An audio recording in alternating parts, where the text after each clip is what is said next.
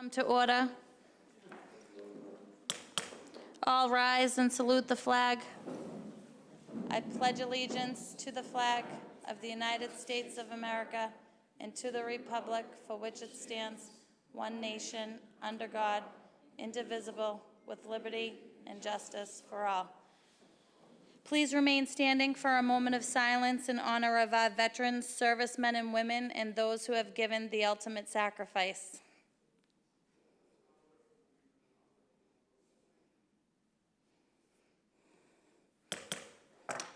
The clerk will call the roll. Anderson. Here. Kamel. Here. Condon. Here. Crow. Here. DeMaria. Here. Matheson. Here. Murphy. Here. O'Malley. Here. Spatafora. Here. Winslow. Here. Sika. Here.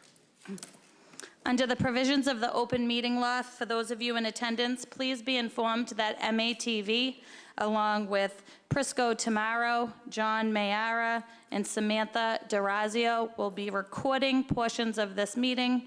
Again, Malden residents Prisco Tamaro, Samantha D'Orazio, John Mayara, and MATV will be recording, so just beware there will be audio and video recording of this meeting. First order of business.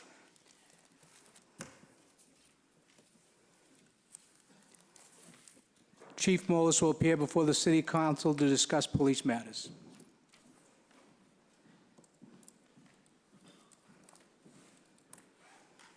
Good evening, everyone, and I want to, as always, thank you for the invite. It's always an honor and a privilege and a humbling experience for me to stand before you as your police chief. I've appeared before you on occasion for a variety of reasons, and it's always related to public safety and community well-being. And the reason why I'm here tonight is something that is connected to a quote that is incorrectly attributed to Mark Twain. And it's that a lie can travel around the world while the truth is still putting on its shoes. In reality, Mark Twain didn't say that. It was falsely attributed to him. In reality, Jonathan Swift, on November 9th, 1710, wrote that falsehood flies and the truth comes limping after it. So I became aware recently, last week, of some information that had appeared in the public in a variety of formats that I believe has a potential for being harmful to the public trust and confidence in our public safety. We've made great progress in that area over the years, great strides actually. So rather than allow this false obstacle to remain, I don't limp before you with the truth. I confidently march to this podium to address some of the misinformation that has made its way into the public. If you are unaware of what I'm talking about, some of you I know are, it's been stated by some that your police department has abandoned the mission of drug enforcement. This is absolutely not the case. Absolutely not the case. To suggest so, if it is done deliberately, it's a great disservice to our police department, and particularly to our police commissioner, Commissioner Giannetti, a good and decent man who I met with over the weekend, who fully understands from personal experience the tragic circumstances of drug addiction. And we talked about this. And if you look at the charter of 1911, you will see it's the police commissioner who oversees the operation of the department, the way it's structured, the way it's organized. We're very fortunate to have such a good man do that. And I will tell you that it is unthinkable that Commissioner Giannetti or I would allow drug dealing, drug crimes to go uninvestigated. But more so, it's a disservice to those who have investigated and continue to investigate those who violate the drug laws. The men and women of your police department who do this on a daily basis and do it as I stand before you right now, and they often do it at great risk to themselves. I can stand before you and tell you that I am proud that we have utilized our resources in a way that I believe presents a compassionate, comprehensive, and collaborative approach to the drug problem. Our detective division is the one that is assigned specifically with investigating drug crimes. Through the merging together of a multitude of resources, we have now expanded the number of detectives who investigate drug crimes. We have actually built upon the experiences of those who have a background in that and included it with those who are general detectives in the hope that they can now investigate these type of crimes and build experience in that area. Speaking to them on a daily basis, it has borne tremendous results. In June, we arrested someone for trafficking in fentanyl. You all know what fentanyl is. It's a killer drug, and I have seen the tragic consequences of it, as many of you probably know, and I know some of the people behind me know. I wonder if the person that we arrested for trafficking in fentanyl wonders right now if we lock people up for selling drugs. What do they think? We locked them up. We investigated them. Trafficking in fentanyl, a killer drug. It's not the only one. I'm not here to give you a list. But I can look at all of you and say, we do the job. We do it compassionately, collaboratively, and effectively. What's compassionate mean? Here's something else we do. We follow up on all the overdoses. I have someone personally call everyone, outreach, family members or victims, and try to connect them and let them know there are resources available. We do it with all of them. We're not successful with all of them. We try. We try. But that's what we do. Compassionate, collaborative. It's a big picture here. It's a big picture here. We have federal partners. Some of you know who those are. Some of you see them in your neighborhood. Some of you have told me how safe you feel because of that. Those partners have become friends. Those friends have become resources. Those are people I have on my phone right now and I could call right now. They've done great things with us. Again, people do this at the risk of their life. 94 Eastern Ave, I was there when they took a door down. Guns in the house. Somebody had shot somebody. Drugs in the house. They must be wondering, do you guys care? Do you do your job? We do it. I was there. I was proud of them. We'll never turn our back on that. It's not just detectives. It's you, it's them, it's everybody. It's me. That's why I give my number out. I want you to call me. I want you to ask me. I want you to tell me stuff. That's why I try to be around. If this criticism was at me, I wouldn't be standing here. I can take it. My mother's not around to worry about me. But this is your department, my department. I joined it in 1980. They were dumb enough to hire me, but I'm telling you, I loved every minute of it, and I still do. What else do we do? It's not just detectives. It's cops in patrol. I remember one of the greatest cases I ever got involved with was a ½ gram of heroin in Oak Grove. Made it all the way to another city. Multi-kilos in guns. That's what happens. Do you know how you deal with that? You take it from the beginning, you go all the way with it. So what did I do about that? I thought that's a pretty good idea. I have sent 4 members of the patrol division, 2 of whom just finished last week, one of the most sought-after training classes you can go to put in the idea of a cop on the street, there's something you can do. Don't forget we have Narcan too. Compassion, comprehensive. We're not perfect. There's always more we could do. I'm always open for ideas.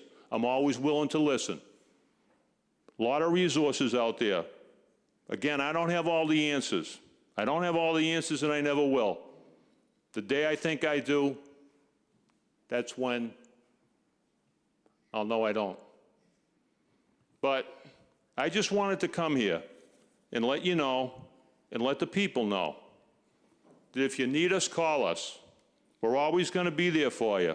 We're going to do everything we can, whenever we can. Wherever the problem is in society, we try to be there. And this is one of them. It's a comprehensive, big picture, but I want to let you know, we're always going to try to do it the way I said, compassionate, collaborative, and comprehensive, and with the help of the community.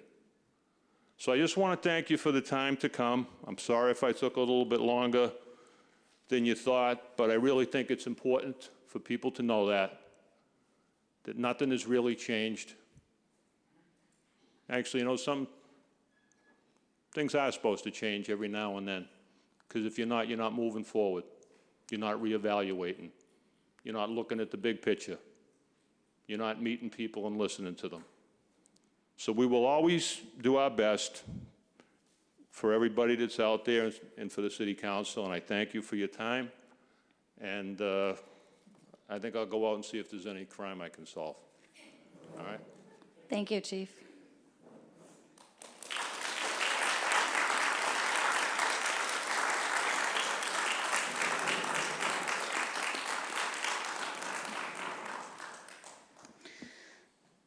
Next order of business. Yem Lip from the Engineering Department will appear before the council to discuss water quality standards with respect to chlorine levels, bacteria levels, and the flushing program.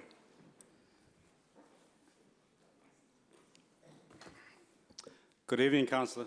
Thank you for having me here.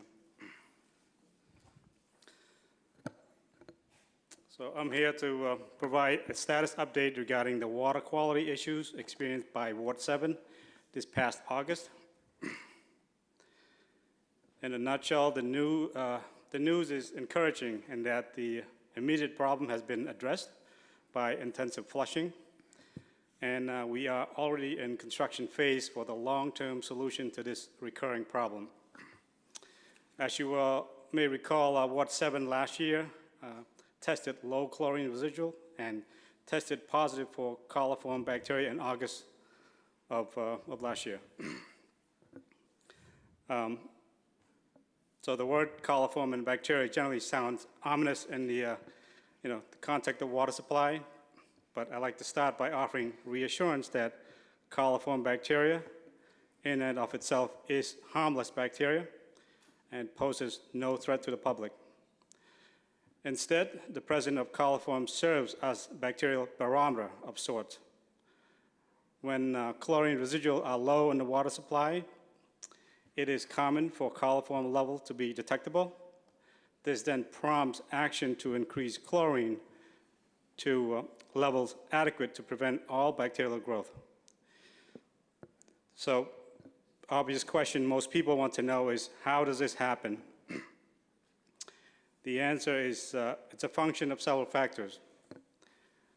The warm water temperature in the summer month cause chlorine to degrade faster. And second, the water demand is low during the summer month due to vacations. The reduce of the demand of freshly chlorinated water into the area create a low residual of chlorine. And the last factor is it's not seasonal, but chronic, and will be remedied by the current project. This is due to mineral buildup on the inside of pipes both reduce water flow and act as the chemical magnet grabbing free chlorine from the water. Now, just like last year, as soon as we have we test low chlorine and positive of coliform, right away we flush the area multiple times to get water simply moving to get rid of the stagnant water within the area. We also open up a main valve that feeds the high pressure water to allow water to continuously enter the low pressure line. This gets the water moving in the way that it needs in order to maintain adequate chlorine residual levels once the active flushing is complete. Between flushing and valve opening, we have since able to maintain the chlorine residual above the target level of 1 part per million. So, thus eliminate any risk of pathogenic contamination. The permanent fix is one which we proposed last year, involved upgrading of the mains on Boylston Street from Henry to Bryant, and also on Willow Street from Bryant to Sammeth. These streets contribute to low flow and stagnation of the water in Ward 7.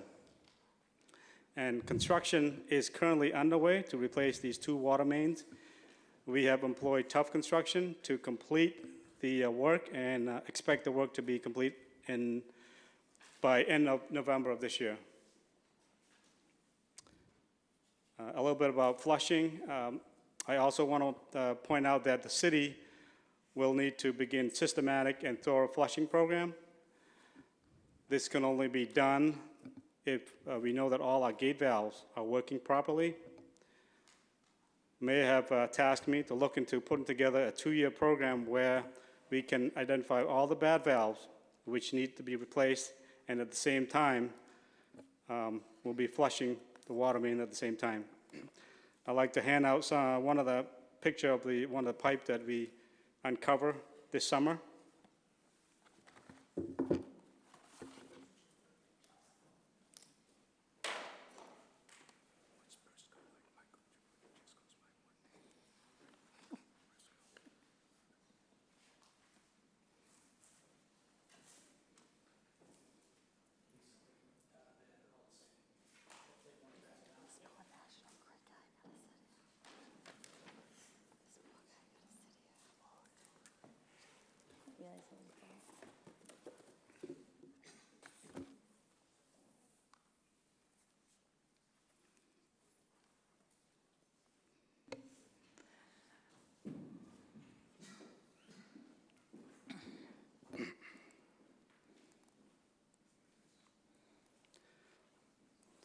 So the picture is a picture of an old pipe, 6-inch cast iron pipe on Columbia Street. Again, the cost of the constriction in the pipe is turbidity. So turbidity is a normal sediment in water. However, it can precipitate out and cling to pipes at reduced flow rate, and it would capture the chlorine from the water. It would reduce the free chlorine that's left in the water to control the bacterial growth. That's it.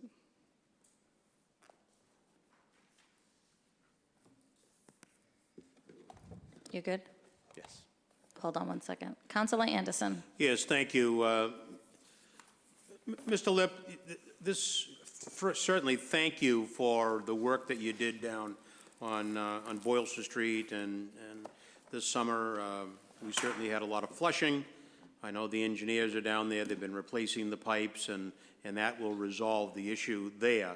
But tell me why it happened there. We had warm weather throughout the entire city. We've had stagnant water in pipes throughout the city. Why was it only affected there on Boylston Street, and we haven't mentioned any other places in the city of Malden?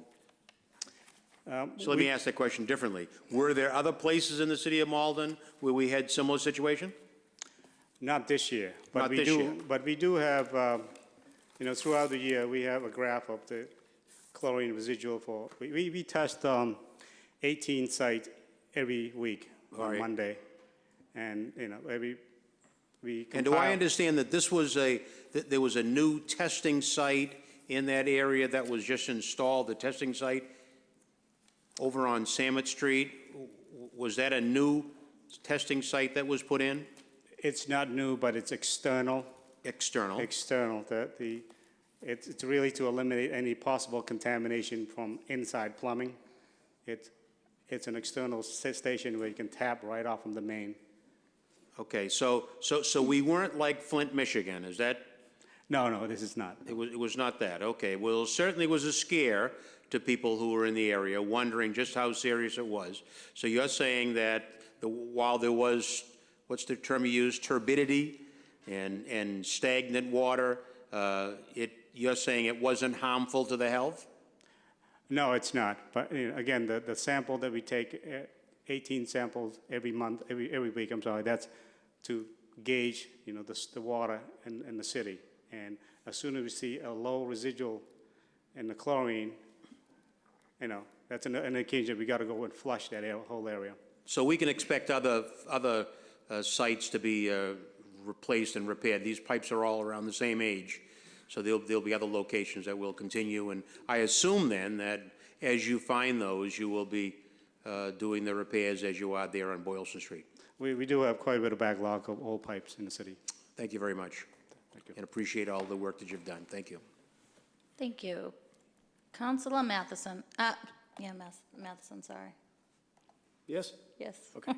Thank you. Thank you, Mr. Lim, for coming down. I appreciate that. So you had said something about a permanent fix. The flushing, I understand we tested positive twice at this site, 2 years in a row, is that correct? Correct. Yeah. Okay. And the flushing had brought the level, the bacteria level down, the chlorine level up. Correct? You said 1 part per million chlorine level is a safe indication. Correct. Yeah. Before the flushing program, where were you at with that? It was low as 0.3. Okay. So what is the permanent fix? So the permanent fix was to replace the main on Boylston Street from Henry to Bryant, Okay. and also the main on Willow Street from Bryant to Samet to And- create more flow within the area. And how old are those mains? I believe they're early 1900s, so they're more than 100 years old. Yeah. All right. Did I understand that there was a gate valve replaced over there as well? Was there a valve or a gate valve replaced in that location that we flushed? We, this year we have not, no. All right. Who's am I right that it's DeSantis, the D4 system operator for the city? Yes, he is, yes. Okay. And we're required to have a D4 system operator, That's correct? required for the city this side, yes. Because we're one of the largest in the Commonwealth Correct. water systems. All right. D4 and D3. Okay. We need both? Yes, yes. Okay. Did he work on this situation? Yeah, we work together. Okay. Well, you were down there as well assessing this?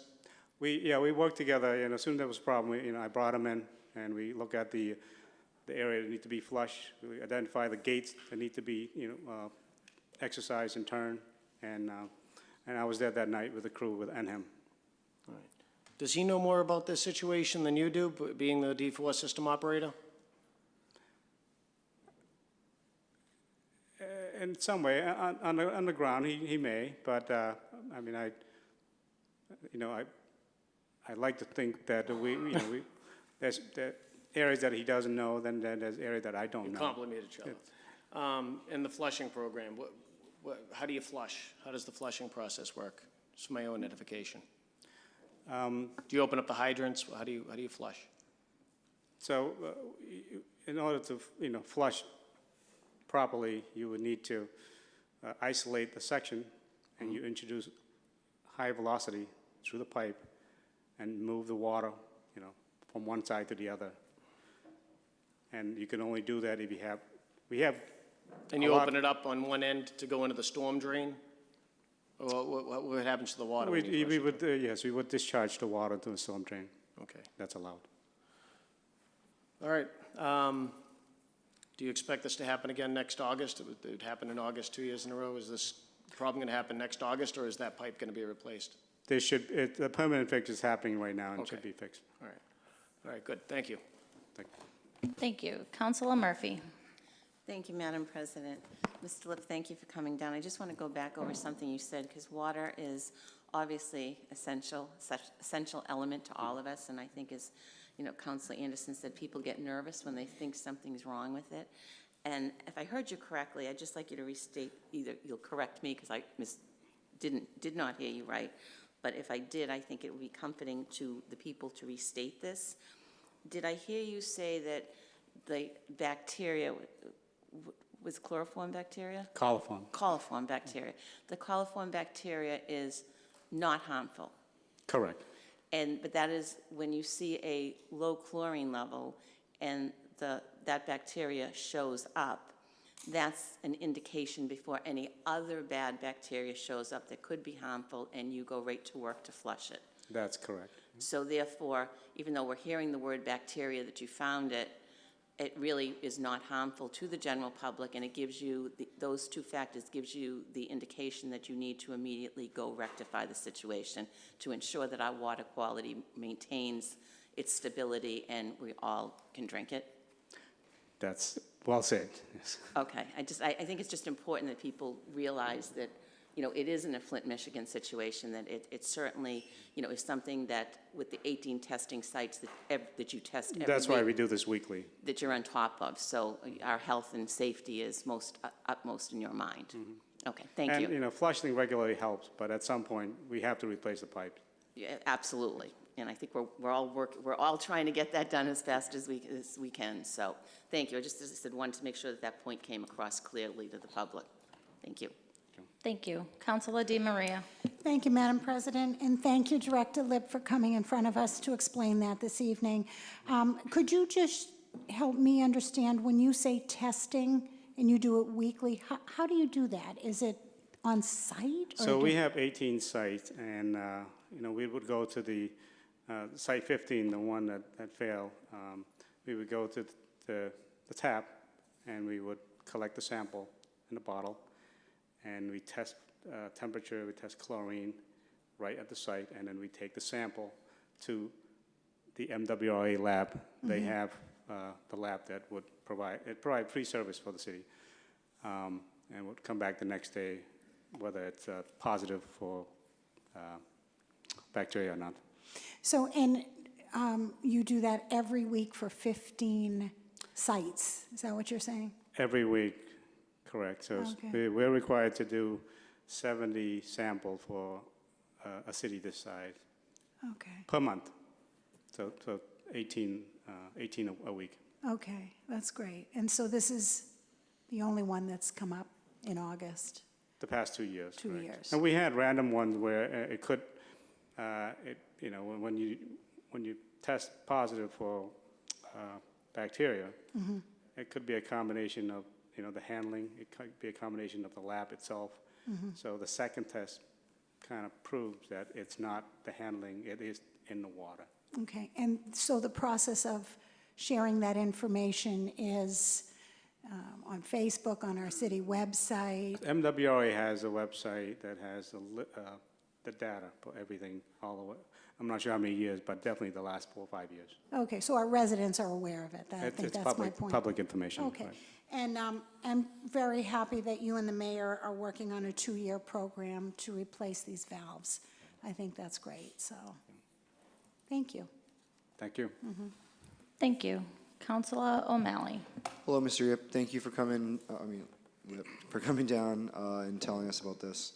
I don't think this is new news to really any of us up here. I mean, I've only been here for 3.5 years, and I'm familiar with the challenges that we face with our aging infrastructure. So I'm assuming pretty much everyone else up here is aware of why we're dealing with this. And obviously, the flushing is related to the fact that, particularly on dead-end streets where you don't have a lot of water turnover, you have stuff kind of sitting there. And as you said, as all of our water mains turn over 100 years old, you know, they get smaller and smaller and smaller to the point where really nothing is getting through. So I do appreciate all the work that you guys have done to kind of come up with an updated 5-year plan on water main replacement. And I think it kind of highlights why, you know, over the last almost 8 years now, we've been extensively replacing water mains. I think that, you know, the administration of Gary Christensen has seen more water mains replaced in this city in a short period of time than has ever happened in the city's history, maybe only second to when they first put out these water mains 100 years ago. So I just want to, you know, lauds to yourself as well as the administration for pushing this forward. But I don't want to get lost. You know, I think that we were replacing so many water mains that we got into a circumstance where we had open roads that had, you know, zippers down the middle of them. And you know, I've said many times, if we really want to take the water quality issue seriously, we need to have a tough conversation with our constituents and with ourselves about whether or not we should be prioritizing the replacement of water mains as quickly as possible, and understand that we're going to need to live with some roads that are in a little bit rough conditions. You drive around other neighborhoods, other communities like Newton and Melrose, Winchester, you see zippers. It's not just Malden that has zippers. I think that if we really want to take this seriously, we should be putting as much money as possible into the water main replacement. So I'm comfortable with knowing that, you know, our Water and Sewer Enterprise Fund has or had a balance of a significant amount of money because we knew how serious this problem was and we wanted to put that money into that. So I think as you look around the city right now, you see a ton of construction, and that I think is a testament to how seriously we're taking this water main replacement program. Don't really have a question for you because, like as I said, I think we all up here understand what the issue is, but thank you for coming down here and reminding us. Thank you. Thank you. Councilor Winslow. Yeah, Mr. Lipp, while you're here and we're talking about water, can you just give us briefly a little discussion of what we actually do in terms of cleaning our water mains? I mean, we don't always have to replace them. What sort of program do we got in place to actually clean them? Thanks. Other than, you know, flushing, the unidirectional flushing, it's effective, it's cheap. There's other mechanical means of cleaning, but we haven't done that. I don't think we've done that the past few years. So just in terms of, so we don't have a program where we might clean them and line them. I know some communities do that. Is that just not possible because the age of our mains or so things? If the main pipes are big enough and it's feasible to do, we would do that. You can clean the pipe and it would be less invasive for the, you know, as far as not cutting the conventional cutting the road, having to repair the road and having to deal with the disruptions and the day-to-day disruption. So is that something you got to like get the gates fixed before we could even look at that program, or how would we evaluate doing that versus replacement of mains? What would you? Correct. You know, asset management on gate valve would be the first thing we need to do to make sure that we have gates. We have a lot of gate valves that are not working properly. In some cases, they're not working at all. Okay. All right. Thanks. Great. Thank you. Councilor Matheson. Oh, thanks, Mr. Lipp. Is there a level 1 assessment that we got on this site or a level 2 assessment? Are you familiar with that? Correct. So when the sample failed, 5% of the sample failed twice. We're on level 2 right now. Okay. So you know, we have until this end of November to do what we need to do. And what does that mean? Does that mean monitoring by the Environmental Protection, Department of Environmental Protection? The DEP, the Department of Environmental Protection, requires that you know, to find out what is the problem and how are you going to deal with that. And in this case here, we identified Boylston Street and Willow Street as the 2 streets that need to be replaced, the main replaced, and those streets were approved, Finance Committee approved last year, and not last year, I'm sorry, fiscal year. And So just so I understand, when you take the samples from one of the 18 sites and you send them off What does that go to, DEP? Does that go to DEP? It goes to MWRA, the Okay. people that provide us water, but DEP has access to those. And if the sample fail, then a copy of the result go to DEP. So if the coliform bacteria level is too high, then you get an assessment, and that triggers monitoring by the DEP, is that right? I'm just trying to understand the process.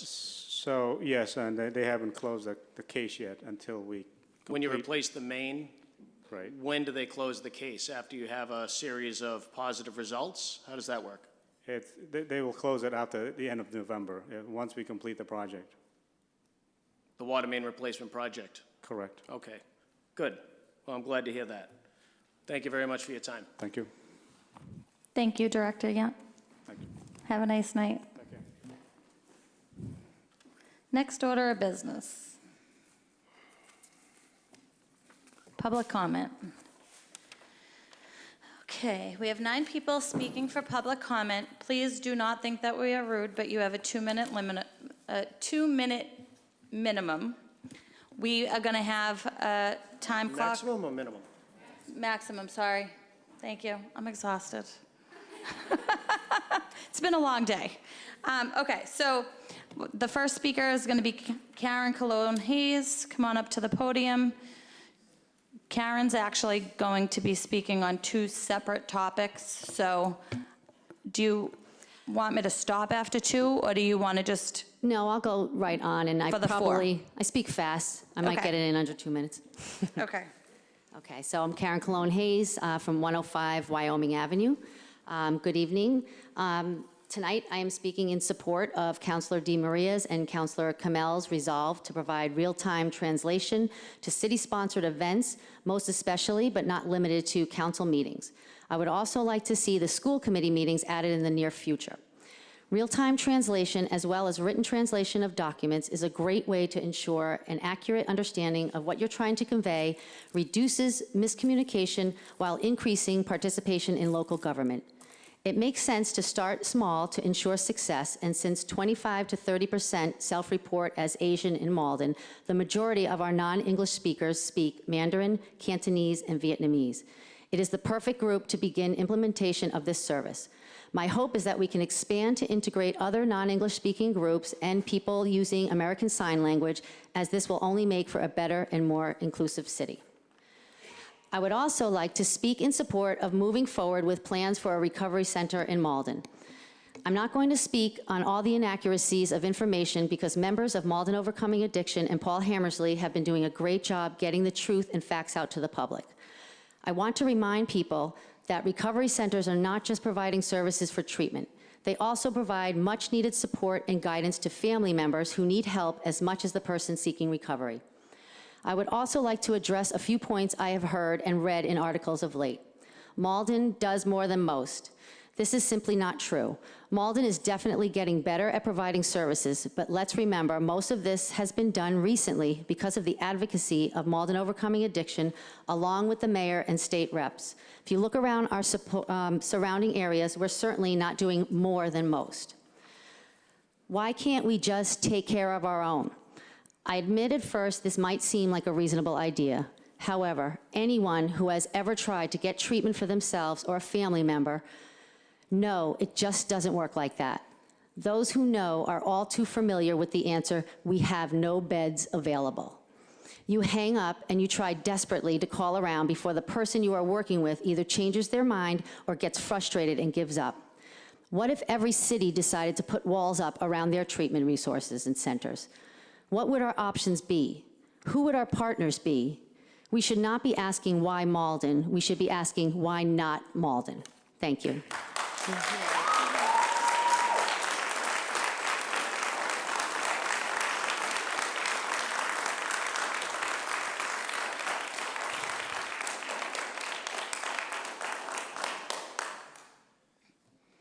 Next up, Dee Campbell.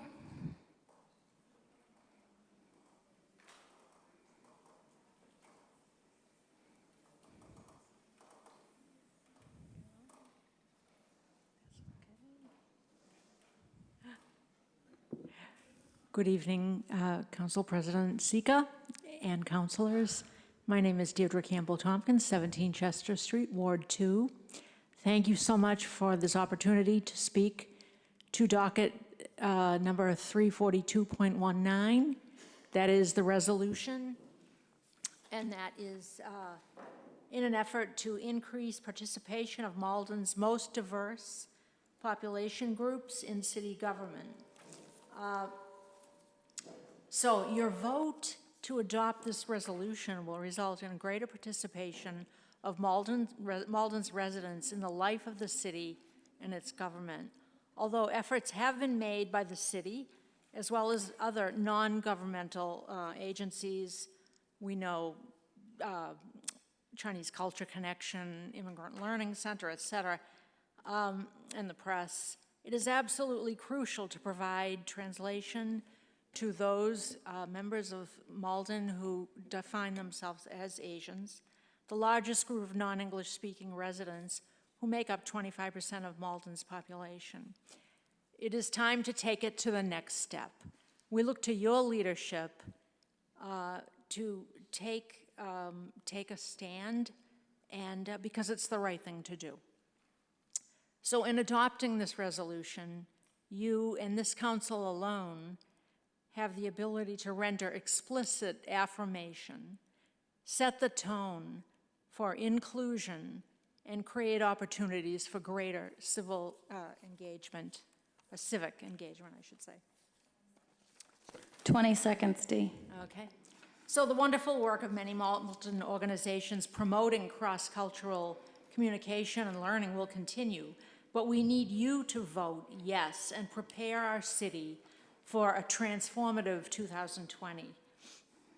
I believe this high priority resolution should be on the books as soon as possible. 2 minutes is up, sorry. Okay, thank you.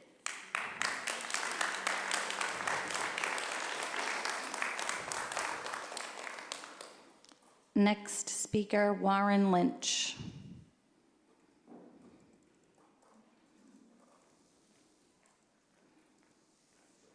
Hi, my name is Warren Lynch. I live at 412 Pleasant Street in Ward 2. I'd like to speak to the resolution about the recovery center. We have an opioid crisis in Malden now. It's not coming from somewhere else, it's here. And we need to fight the opioid crisis with treatment facilities here in Malden, and we're not going to make this crisis go away by pretending it's somewhere else or some invasion. It's here, and it's been here for a decade. This recovery center is not part of any methadone mile and will not be offering methadone or any other medication. So let's not make the opioid crisis worse on purpose by slowing down this recovery center. Thank you. Thank you.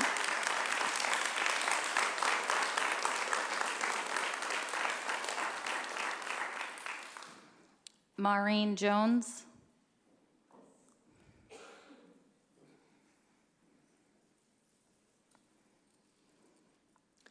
Good evening. My name is Maureen Jones, and I live at 120 Mountain Avenue. And I'm here to speak for in favor of the resolution for real-time translation. As has been already stated, there's roughly 25% Asian community residents in Malden. And I think it would be important to allow these residents to have a better understanding of what's happening within the city, and for the city to be able to tap into the resource that these residents bring to the city. As has already been stated, it would be a very productive resolution to adopt. Thank you very much. Thank you.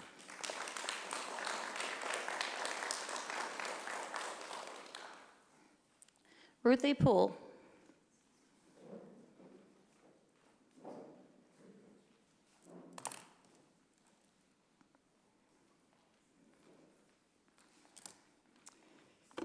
Good evening. My name's Ruthie Poole. I live at 19 Oak Terrace in Ward 3, and I'm here to speak in support of the Recovery Center here in Malden.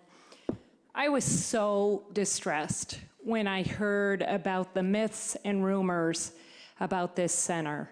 We have an opioid crisis. I just lost my coworker who I share an office with. He is not a Malden resident. He was a Winthrop resident, but I just lost him last week. He'd been living in a sober home in Winthrop. And he had been sober for 2 years. I don't know why he picked up, but he did. And he died last week. This is happening left and right. A recovery center is not a treatment center. It's a peer-run center by those folks in recovery helping others. I've worked for a long time with recovery centers such as Step Rocks, the Divine Center, and Everyday Miracles out in Worcester.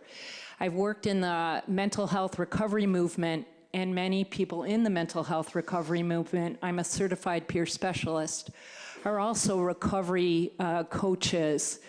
Many people who struggle with mental health issues also struggle with addictions. So we're talking about people like me.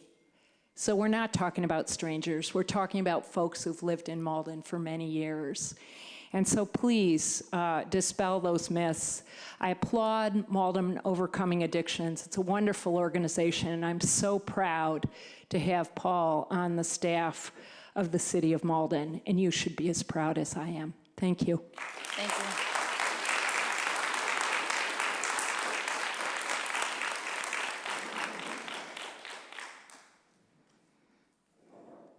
Prisco Tamaro.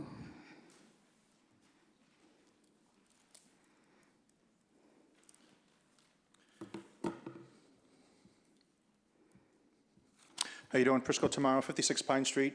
Thank you, Madam President and City Council. I'm here to discuss in support of the translations, Chinese, Asian translations. There's basically two ways that we can do this. The old-fashioned way is how Los Angeles does it, and they basically pay a translator $50 an hour, and they have a budget of $100,000 per year. The second option would be technology. For the people at home, we use a Granicus system to hold our minutes and videos and agendas. They have a closed captioning option. For a couple of bucks, we can add the closed captioning option, and with the closed captioning, they allow translation into just about any language. But in order to do that, we need to videotape all of the meetings. So currently, we only videotape the City Council meetings. What we don't videotape is the Committee of the Whole, subcommittees, et cetera, Finance, Ordinance. We, the City of Malden, has recently started videotaping the Planning Board meetings and the Appeals Board meetings, but we still have the MRA, the liquor license, and the historicals. I'd like to give credit to the Cannabis Committee. Chair Ron Hogan allowed the meetings to be videotaped, and so that was a big push forward. So basically, we've already approved a $5 million bond additional to the original $10 million plus $300,000 from the MATV PEG fund. So I hope with these minimal changes and upgrades, we can make these changes within those bonds, and we can do those things now and then hopefully have those ready for the new City Hall when they begin. Thank you very much. Thank you.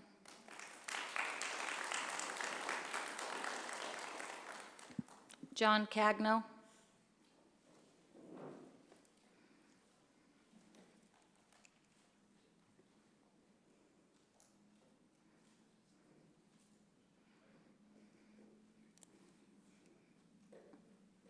Good evening, folks. Hello, my name is John Cadno. I'm from Ward 2.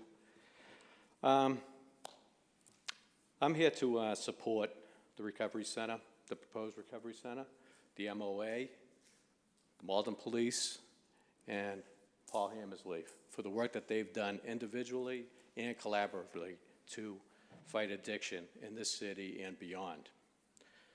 I'm also here to publicly denounce politicizing recovery. I don't think that has any part in what we're doing and what we need to do in order to fight this. It makes no sense to me that anyone would pursue that. I'm also disappointed, Council Matheson, in what appears to be an about-face in your support of the Recovery Center, especially after attending an MOA meeting and understanding really what that facility is projected to do in the future. Okay. On your Facebook page, it says Mayor applies for Addiction Recovery Center without community input.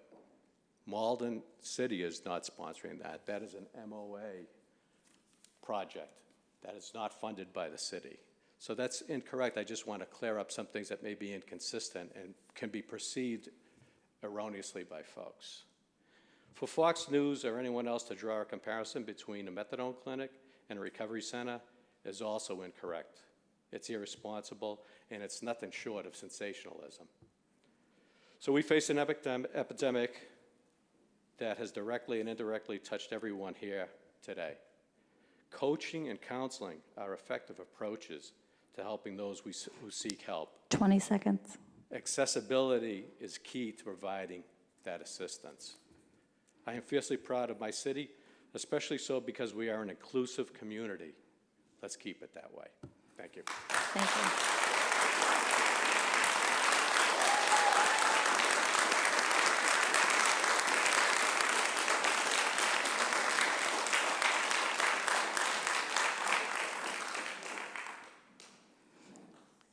Dom. I couldn't read your last name, I'm sorry. Hi, thank you everyone for the time. My name's Dom DeSario. I'm the treasurer and board member of Malden Overcoming Addiction. We simply wanted to get on the record with some facts rather than some of the stuff we've been reading and hearing about, you know, in regards to the possible recovery center. You know, all this stuff on social media, a direct result from the Boston 25 News reporting. And most of us by now know, if we follow this at all, you know that Channel 25 simply got this wrong. You know, and anyone who used that story as their only unverified source of information got it wrong as well. You know, some facts as far as, and if I sound repetitive, I apologize, but you know, the facts by definition don't change. So if I'm going to repeat something that someone already said, you know, maybe it's a true statement. The first thing that needs to be cleared up, this is an MOA initiative. The city of Malden has nothing to do with this other than giving us the same support that many of you people in this room have given us, you know, as well. John talked about, you know, this is a peer-to-peer recovery center and nothing more. We don't distribute medications, and we are not a treatment facility. This is simply about one person who's been there trying to help another person maintain their recovery. This is as simple as that. We also hope to offer some remedial services as well. I guess what concerns me the most is the questioning of the efficacy, if I can say the word, the fact that's whether this works or not. You know, this model has proven to work. You know, I guess the most definitive study was just put out at the very end of 2016. The Surgeon General put out a 500 or 600-page report with a bunch of information, including a lot of studies, which showed just how effective. 20 seconds. Sorry. Did you say 20 seconds or yes, I'm done? 20 seconds. Okay, just how effective, you know, the services we propose to offer can be. So again, you know, we get it, we certainly get it, and we commit to involving the community in a more formal manner, maybe as we have done in the past. But let's face it, you know, this has had 3 or 4 newspaper articles, as well as 4 or 5 different events that, again, a lot of people in this room attended. So, but we do get it, and we plan, you know, to reach out to the community in a more formal way. Thank you. I have it. Casey Leon, last but not least. My name is Casey Leon, 34 Glenmere Ave. I am a lifelong Malden resident and a hardworking member of Malden Overcoming Addiction. On May 16th, Malden Overcoming Addiction held a fundraiser which highlighted our efforts to bring the Bridge Recovery Center to Malden. Details of the proposed center were spoken about at length during this event, to which Councillor Matheson provided his attendance and support. I find it deeply troubling that this same concept is now being completely misrepresented and criticized by the same councillor. I firmly denounce the politicizing of recovery. The life and death of our residents needs to be more important than votes. Addiction does not discriminate and has touched the lives of many Malden residents. As a 501c3, we are strictly guided regarding political biases and take that guidance seriously. To see our name bandied about recently has been disappointing and troubling, to say the least. On January 23rd, after being sober for many months, I lost a loved one to substance use disorder. He battled this disease for more than half of his life. I believe that had our area of Massachusetts had a recovery center that he could have leaned on for support, that he may still be with us today, continuing to fight for his recovery. Loving an addict is the hardest thing I have ever done. I can promise you that I will continue to fight this epidemic and to bring a recovery center to our community. Thank you. Thank you.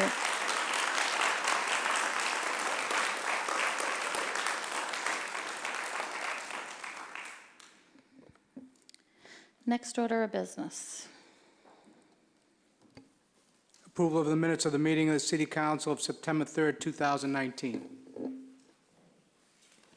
On Councilor Murphy's motion to approve these minutes, all those in favor? All those opposed? The minutes have been approved. Next order of business. Approval of the minutes of the meeting of the City Council of September 10th, 2019. On Councilor DiMaria's motion to approve these minutes, all those in favor? All those opposed? The minutes have been approved. Next order of business. The mayor appointment of Isaac Slavitt, 14 Gelano Street, Malden, Mass. As a member of the Conservation Commission, said term to commence upon his confirmation by the City Council and to expire on September 5th, 2020. Isaac will fulfill the unexpired term of Roberto DeMarco, who had recently resigned. Council, you want to do them both? Sure, you want to read the next one? Mayor's appointment, Kali Cabe, 22 Cottage Place, Malden, as a member of the Conservation Commission, said term to commence upon his confirmation by the City Council and to expire on February 7th, 2021.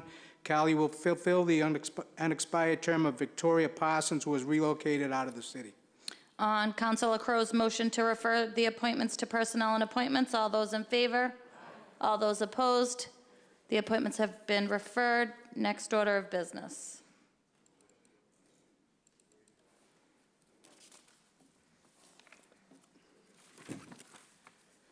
National Grid, paper 337-19, National Grid to construct a line of underground electric conduits, including the necessary sustaining and protecting fixtures under and across the public way or ways hereinafter named Medford Street.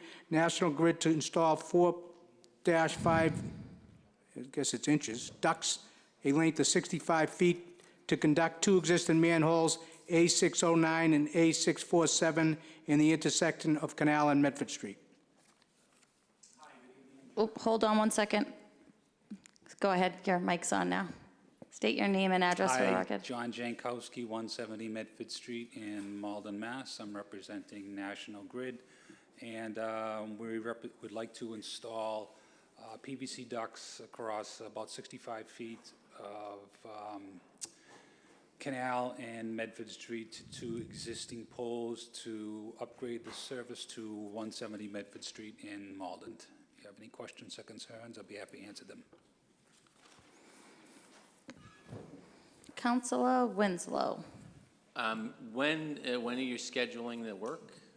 As soon as possible, once we get the petition, if we get the petition. Okay, yeah, I just know that in the next year, there may be some work for the state on that intersection to make the pedestrian lights work better for the bike trail, which is at Canal and Medford Street, so maybe you guys will be done way before that, but. I think that's going to be closer in the middle of the intersection, but yeah. Yeah, I mean, yeah, so that, it's probably a ways out, but so what's involved then? How deep of a conduit? We probably go down maybe a minimum of about 30 inches, hopefully 36 inches down, case it in concrete. Okay, yeah, maybe. According to flowable fill, whatever the DPW wants. Maybe we just make sure that the people that will be doing the work for the state project, just make sure we get those plans so that they know what's the latest state of the condition there, so. Okay. Yeah, thanks. Thank you. Councilor Crowe. Thank you, Madam President. So just sort of a quick question. This is to upgrade for electrical work. What kind of upgrades are we talking about that you'd be putting between the two poles? It's manholes, 2 manholes, all underground. It's upgrading the service to actual Massachusetts Electric. We have existing service, it's failing. We have to replace a switchgear on private property, but we just have to upgrade the facilities in the street. So actually, one of the things that we've been just started discussing, what is it called? Dig one? Dig one, what is it called? One dig, about putting conduit, when you're putting the conduit underneath so that it's really about 5G, kind of upgrades, but sort of looking at that so other people can be using those instead of digging up the streets every time. So I'm not sure if any of what you would be doing, since if you will be digging up, if there's an opportunity to actually put some of those conduits in now, is be working on an ordinance. But I do think it's something that if we're going to be putting some of these in now, if it's open, it's going to be a lot easier. So maybe that's something we discuss before we go forward. Okay. Section dig ones. He'll follow up with that. Thank you, Madam President. Thank you, Councilor Crowe. Councilor Spatafora. Just to, Fix what I said. no, just to go, underneath that manhole right now, is it only electrical under that manhole, or is it telecommunications going to that manhole as well, too? There is just electric going from manhole to manhole. There are other telephone manholes out there too. But this manhole is only for electrical? That's correct. Yeah, I would still like to at least investigate the ability if you guys can put an extra piece of conduit in there, just for future potential. To Council Winslow's point, if we're gonna be doing the road over anyways, I'd hate to see us have to dig up again for some type of fiber line that's gotta go on, because especially with the railroad tracks right there, they like to lay the fiber where the railroad tracks are, and Yeah, they have to be at least a foot anyway. yeah, so By standards. we would like to discuss having just an empty piece of conduit that goes between manhole and manhole. We usually don't want to have communications in our electrical conduits. Static, right? Yeah, usually goes in telephone conduits. Could you put an extra, like an empty conduit, so there's nothing in it? Okay. That's what we're asking for Okay. in future endeavors. That's all.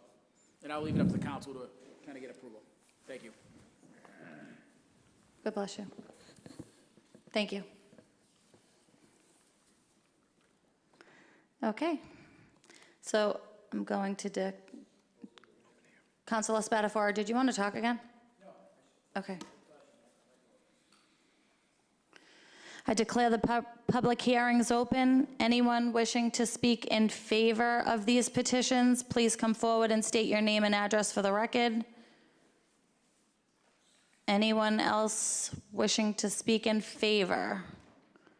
Hearing none and seeing none, I declare that portion of the hearing closed. Anyone wishing to speak in opposition to these petitions, please come forward and state your name and address for the record. Nobody wishing to speak in opposition. Hearing none and seeing none, I declare that portion of the hearing closed. On Councilor Kamel's motion to grant? On Councilor Kamel's motion to grant with the following conditions: that the engineer be called when DigSafe is notified, and that the streets and sidewalks be restored to the satisfaction of the director of the DPW. All those in favor? And the conduit, sorry. All those in favor? All those opposed? The petition has been granted. Next order of business. Paper 338-19, National Grid to locate poles, wires, and fixtures, including the necessary sustaining and protective fixtures along and across the following public way: Washington Street, National Grid to relocate one SO pole on Washington Street, National Grid to relocate support structure pole 3506-84, approximately 55 feet to the north. Also for permission to lay and maintain underground lateral cables and wires in the above or intersection public ways of the purpose of making connections with such poles and buildings as each of said petitioners may desire for distributing purposes. Go ahead. Hello, John Jankowski, 170 Medford Street in Malden, Mass. I'm representing National Grid. The MBTA at the Oak Grove substation is putting an elevator there, so, which means we have to relocate one of our wooden poles out there. It's a solely owned pole, it's on a sidewalk, so we have to move it, I think it's 55 feet in the northerly direction, so we have to break up one of the sidewalk panels, move it over, set the pole, and then transfer it over. Again, it's just on the sidewalk, it's solely owned, there'll be no double poles involved with it, just transfer it and be gone. So again, any questions or concerns, I'd be happy to answer. Thank you. Councilor O'Malley. Is it a metal pole or is it a wooden pole? It is a wooden pole. It looks like metal on Google Earth, but that Does could it just... say? Yeah, actually, you know what, I'm not sure now that... It looks metal to me. It is metal, yeah. Oh, and so it looks like it's just holding up a pole on the other side of the street. Is there something wrong with that other pole? Across the street, there's an angle on it, that's just to keep us supported. Okay. If you take that down, it's gonna... Is this still the standard of what you would do, or can you replace that other pole? Correct. You would always put this other supporting pole? Correct, yes. There's no way to put a larger pole on the other side that has more oomph to it? Support to it? Yeah, oomph.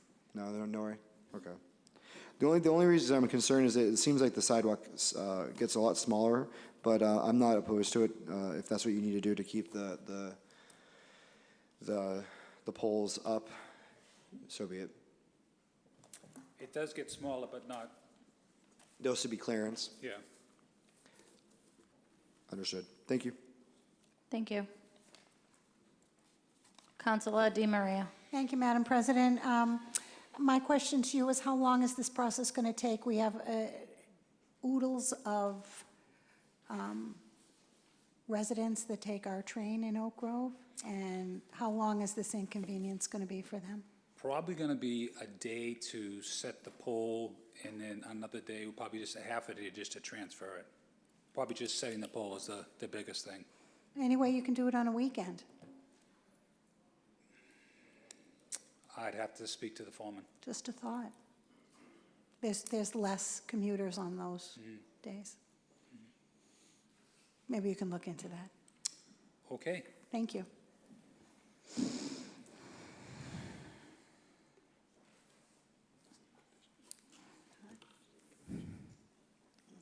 Thank you. I declare the public hearing open. Anyone wishing to speak in favor of this petition, please come forward and state your name and address for the record. Anyone wish to speak in favor? Hearing none and seeing none, I declare the portion of the hearing closed. Anybody wish to speak in opposition of these petitions? Anyone wish to speak in opposition? Hearing none and seeing none, I declare that portion of the hearing closed. On Councilor O'Malley's motion to grant with the following conditions: that the engineer be called when DigSafe is notified, and that the streets and sidewalks are restored to the satisfaction of the Director of the DPW. All those in favor?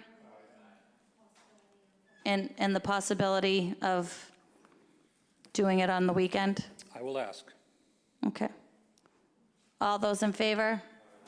All those opposed? The petition has been granted. Next order of business. Thank you.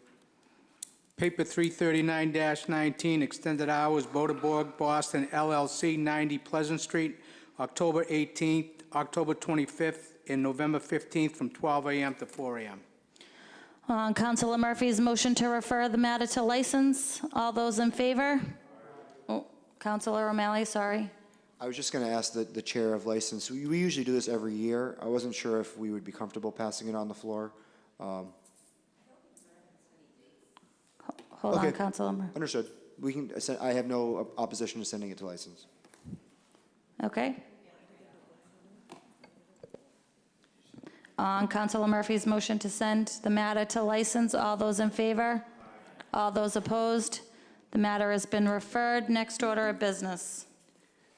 Paper 340-19, it's resolved that it is the sense of the City Council to have the city solicitor, in coordination with the city traffic engineer, reach out to the City of Medford to discuss the legality of the recent installation of "Do Not Enter" for residents only signs on the following street: Reeder Drive, Richard Street, Highland Terrace, Wattle Street, and Benmore Street.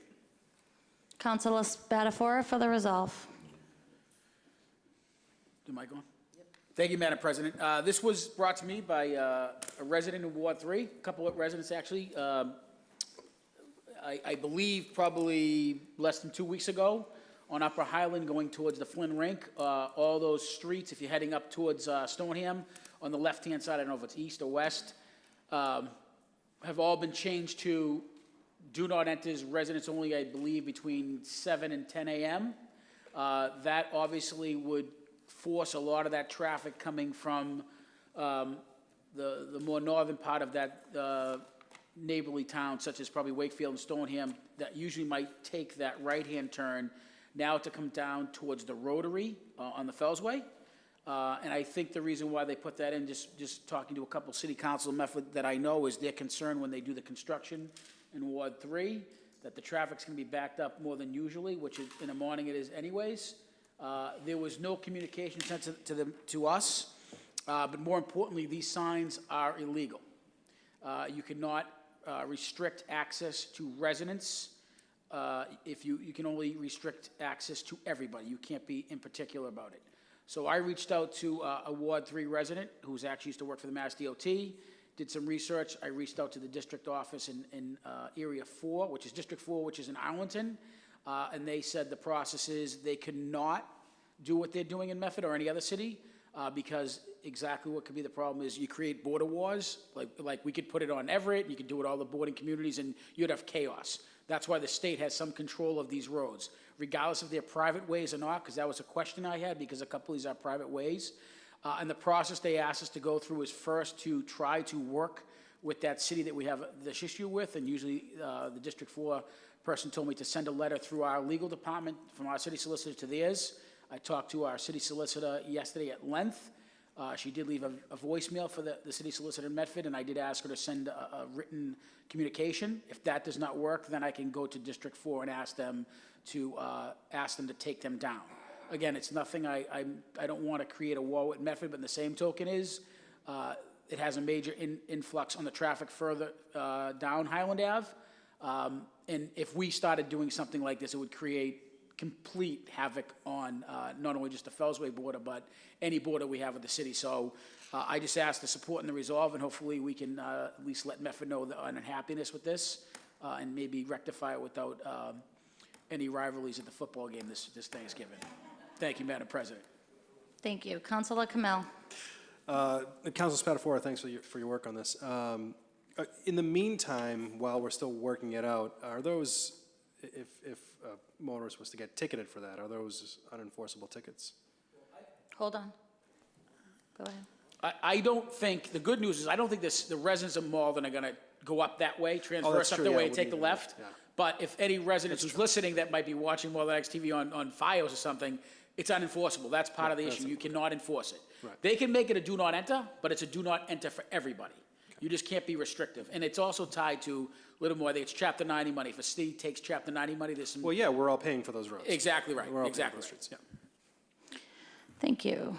On Councilor Spatafora's motion to pass the resolve, all those in favor? All those opposed? The resolve has been passed. Next order of business.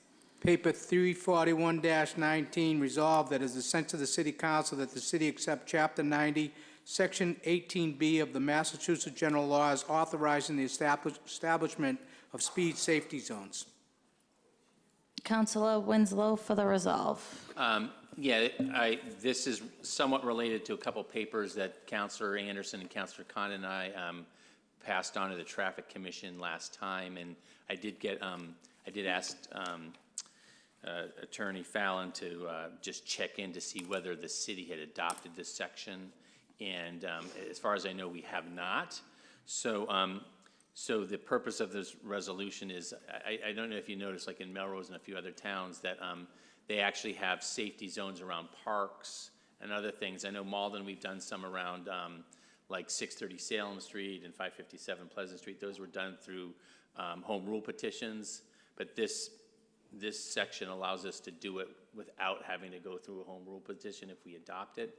And the basic resolution is that we adopt this section, and then the Traffic Commission will set the metes and bounds. And I did go to the Traffic Commission last week, and we talked about the resolutions that were passed on there.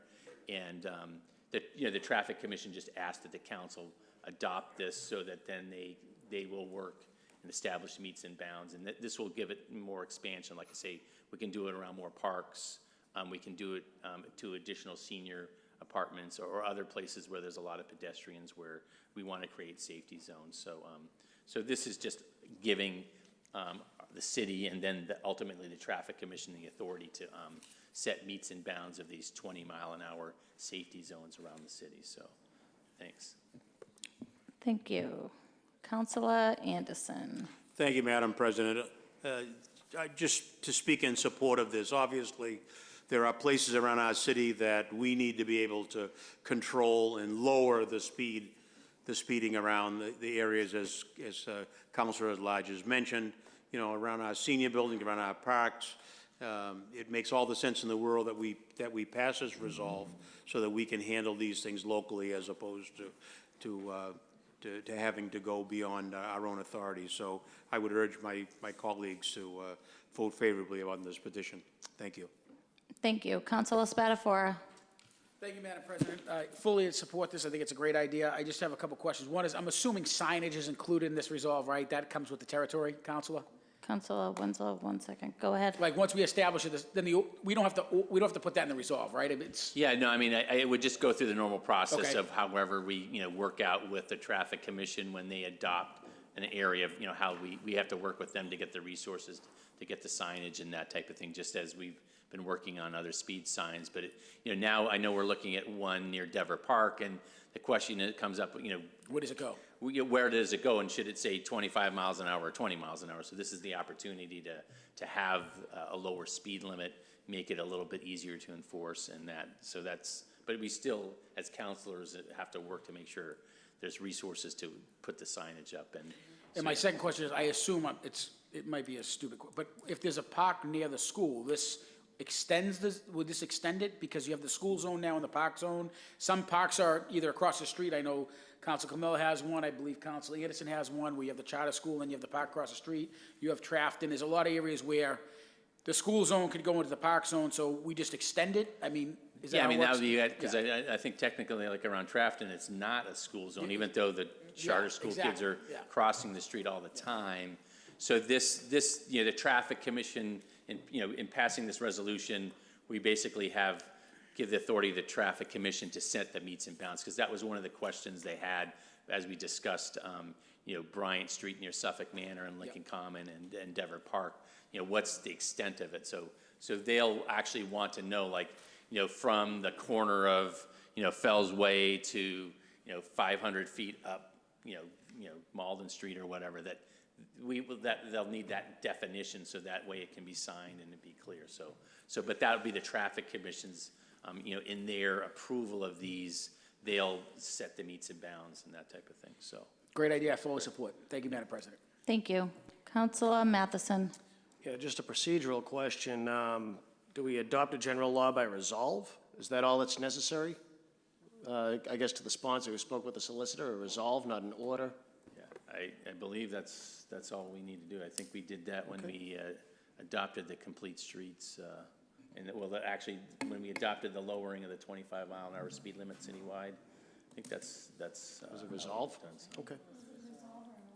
Is it an order? That's all I had. Thank you. Thank you. Councilor Condon.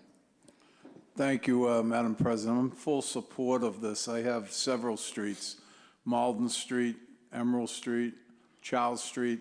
They're flying to get to the Fells Way so they can get up on 93 and head towards wherever they live. So I've decided to get involved by purchasing 3 signs that will flash their speed at them and put them on those streets.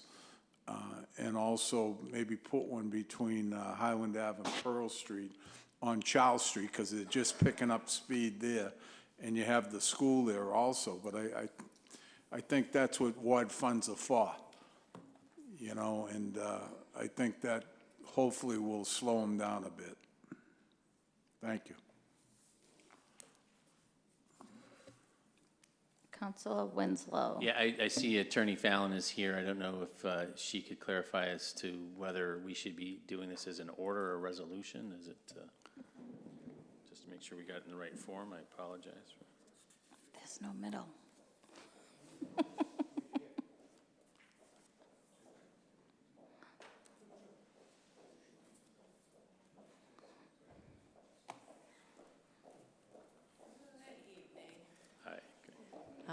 Good evening. I did read it the same way as you did, Councilor Winslow. It looks like the Traffic Commission would be adopting it similar to what you did previously. So under the way the 18B reads, it's the Traffic Commission. So how we did that previously was the resolve was issued that you want them to do this and enact and adopt this.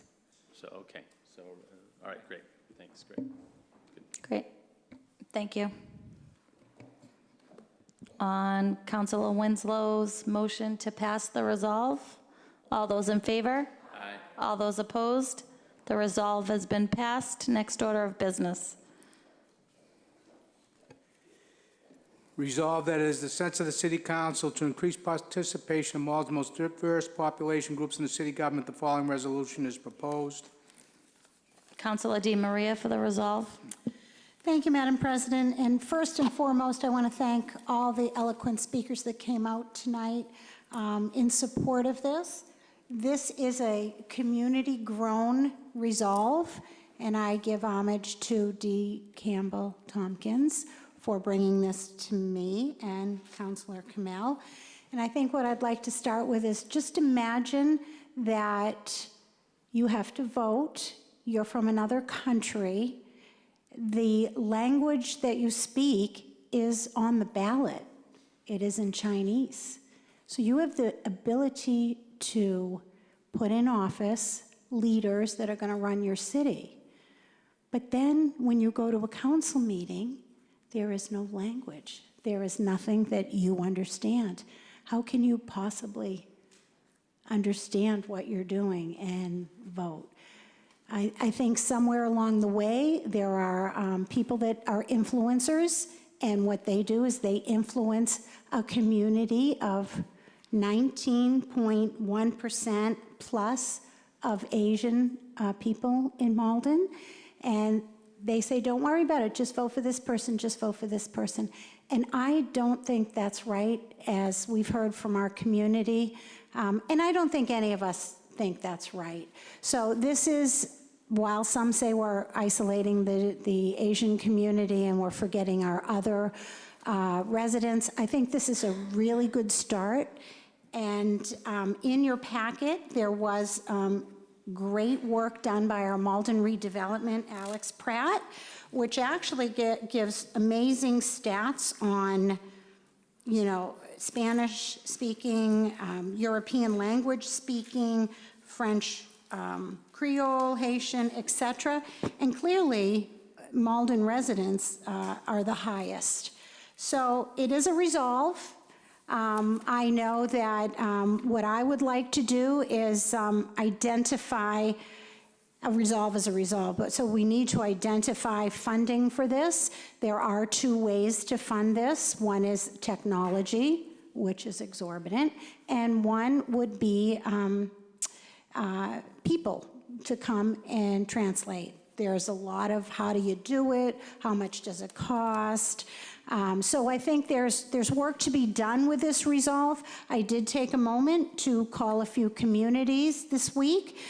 Quincy, for example, does it on demand, so they do have translators that they reach out to. Somerville, surprisingly, has 3 employees that are translators in their budget, all making some really good money, you know, all specifying their particular language.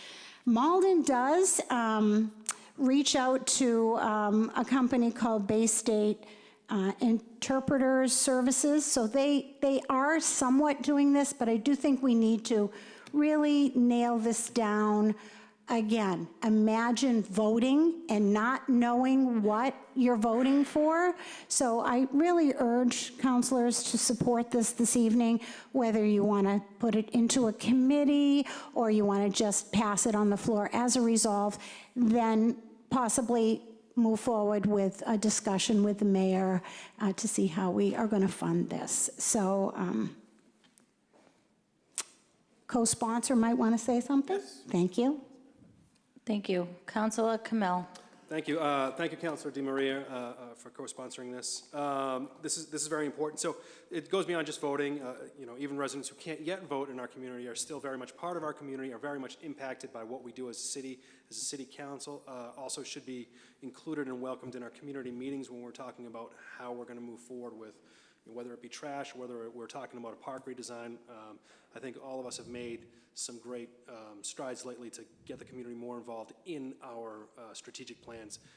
And so this just goes to making sure a big portion of our community is able to have those conversations. So just to expand a little bit more about the information on numbers, we've got some census information.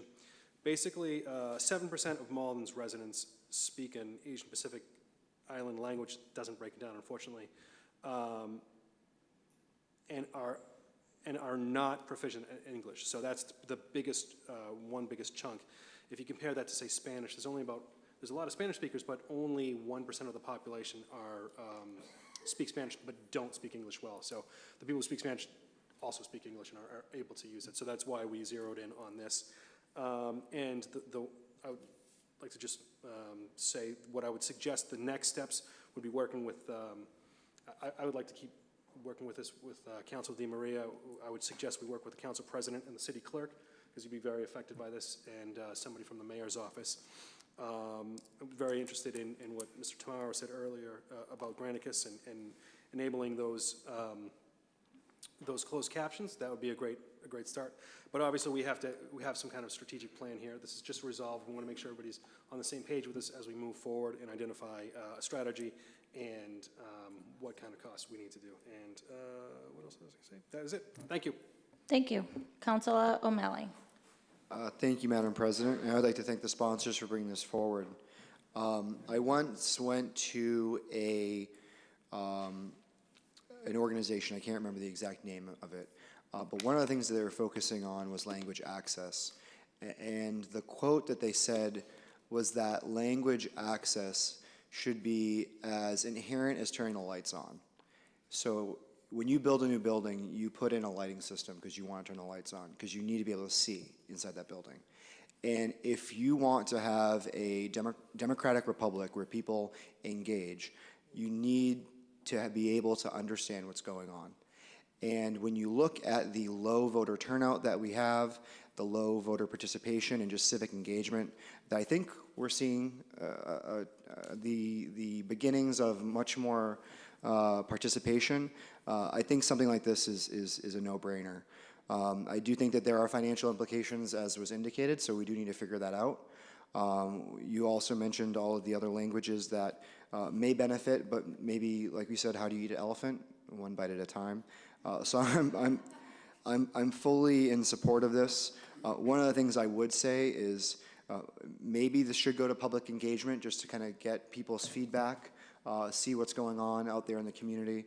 That's just an idea. What did I say? Citizens engagement. One of the things I would say, I know there are a few members here, Councilor Murphy, Councilor Spatafora, and I, who are on the Municipal Building Committee. I think that we may want to look at this in terms of language access, because it could really help our residents to understand where the treasurer is, where the assessor is, where the city clerk is. And I'm not saying it has to have every language in the book on there, but this could be something that's helpful. Something to look at. Thank you for bringing this forward. Would love to be added as a co-sponsor. Thank you. Councilor Anderson. Thank you, Madam President. I'm certainly in support of this, but I'd like to say that beyond this, we do a lot of talking about how great it is to have this great diverse community that we have, that we've got all this diversity in our schools and in our population, but we don't do enough diversity in real important ways, like bringing people from diverse backgrounds into the employment, whether it's here in City Hall, whether it's in city government, whether it's in the school department, whether it's on these boards and commissions. You know, it's nice to have the translation, and I certainly think we need that. But we really need to be more proactive in our outreach to make our workforce and our representation in government more reflective of our community. And we're not that way now. We're not that way now, and we need to be that way. And I would hope that all of you on the council will see that as I see it. I mean, we're just look at the makeup of our city government. Look at the makeup of our city council. We need to have diversity in all that regard, and I would hope that you'd all embellish that thought. Thank you. Thank you. Councilor Crowe. No one ever wants to go after Councilor Anderson, so I was the lucky one to draw the short stick this time. I'm absolutely 100% in favor of this. I do think we should explore some of the technology, maybe through Granicus, as people had talked about, just to make sure that if we're going to be doing this, maybe we are just reaching everybody. And yeah, doesn't matter what language they speak. And I do think, I agree with Councilor Anderson, in starting to bring those people together, and maybe then that's how we get them into the workforce. So I appreciate with that. So I'm interested to see how this goes. I do think all the work that the Municipal Building Committee has been doing with all the things that happen at the new City Hall, this might be just perfectly fit into what we can do, and not really make it accessible and easy for all the meetings to be recorded or telecast live with translation services. So I appreciate all your efforts. Thank you. Thank you. Councilor Spatafora. First, I'd like to let the record show that I completely agree with Councilor O'Malley today. It's not too often that happens, so I completely agree with Councilor O'Malley. I think it would be great to work. I don't have a problem with everybody working together in terms of what Councilor Kamel said, but I think citizen engagement would be a great start. It is financially, so we'd have to figure out where that is. Technology, I think, is something that we shouldn't run away from. We should actually embrace that technology to give us the opportunity. You know, everybody said, why don't we look at everything? Because I think if we're going to start with the Asian, which I understand there's 3 dialects, it's, you know, some people can only speak one of those dialects. So what I look at is 3 Asian Pacific Rim type of languages. But if we can use technology, we should price out what it would cost to add Creole. I know we have a huge Haitian population as well as Portuguese. I know there's a big Portuguese population. Just to figure out what it would, if we're going to go for pricing, what I'm trying to get to is we should just price out the Cadillac version all the way down to, okay, if we only get, you know, these languages and to use technology. And again, with Councilor O'Malley's point, we're building a brand new facility down the street. There's going to be TVs throughout the facility that allows the residents, as they sit here and watch these council meetings, to can see close up, and maybe that closed caption can show up on those TVs. So I think there's a lot of opportunity. I completely support it. And I think it's just a great idea, and it should be worth noting that I think technology is the way to go. Oh, I apologize. The other thing I wanted to support was I've always been a big believer in council meetings, and the school committee meetings have always been on TV. And while we do an immense amount of work, a lot of the details are done at the planning board level and the Board of Appeals meeting, simply because usually it's an issue that is in the neighborhood that's building a development or taking a development down or tearing down a facility, you know, a fixture inside Malden Square. We now have various committees that do important work, and they should be televised. So I know Prisco tomorrow mentioned that not only this meetings, all the meetings should be televised, and all the meeting should be translated, because it's often when we do these controversial developments, I would say, a lot of times is we can't even communicate with the residents when we knock on their door, and they only found out after the fact that something happened that they didn't want to happen.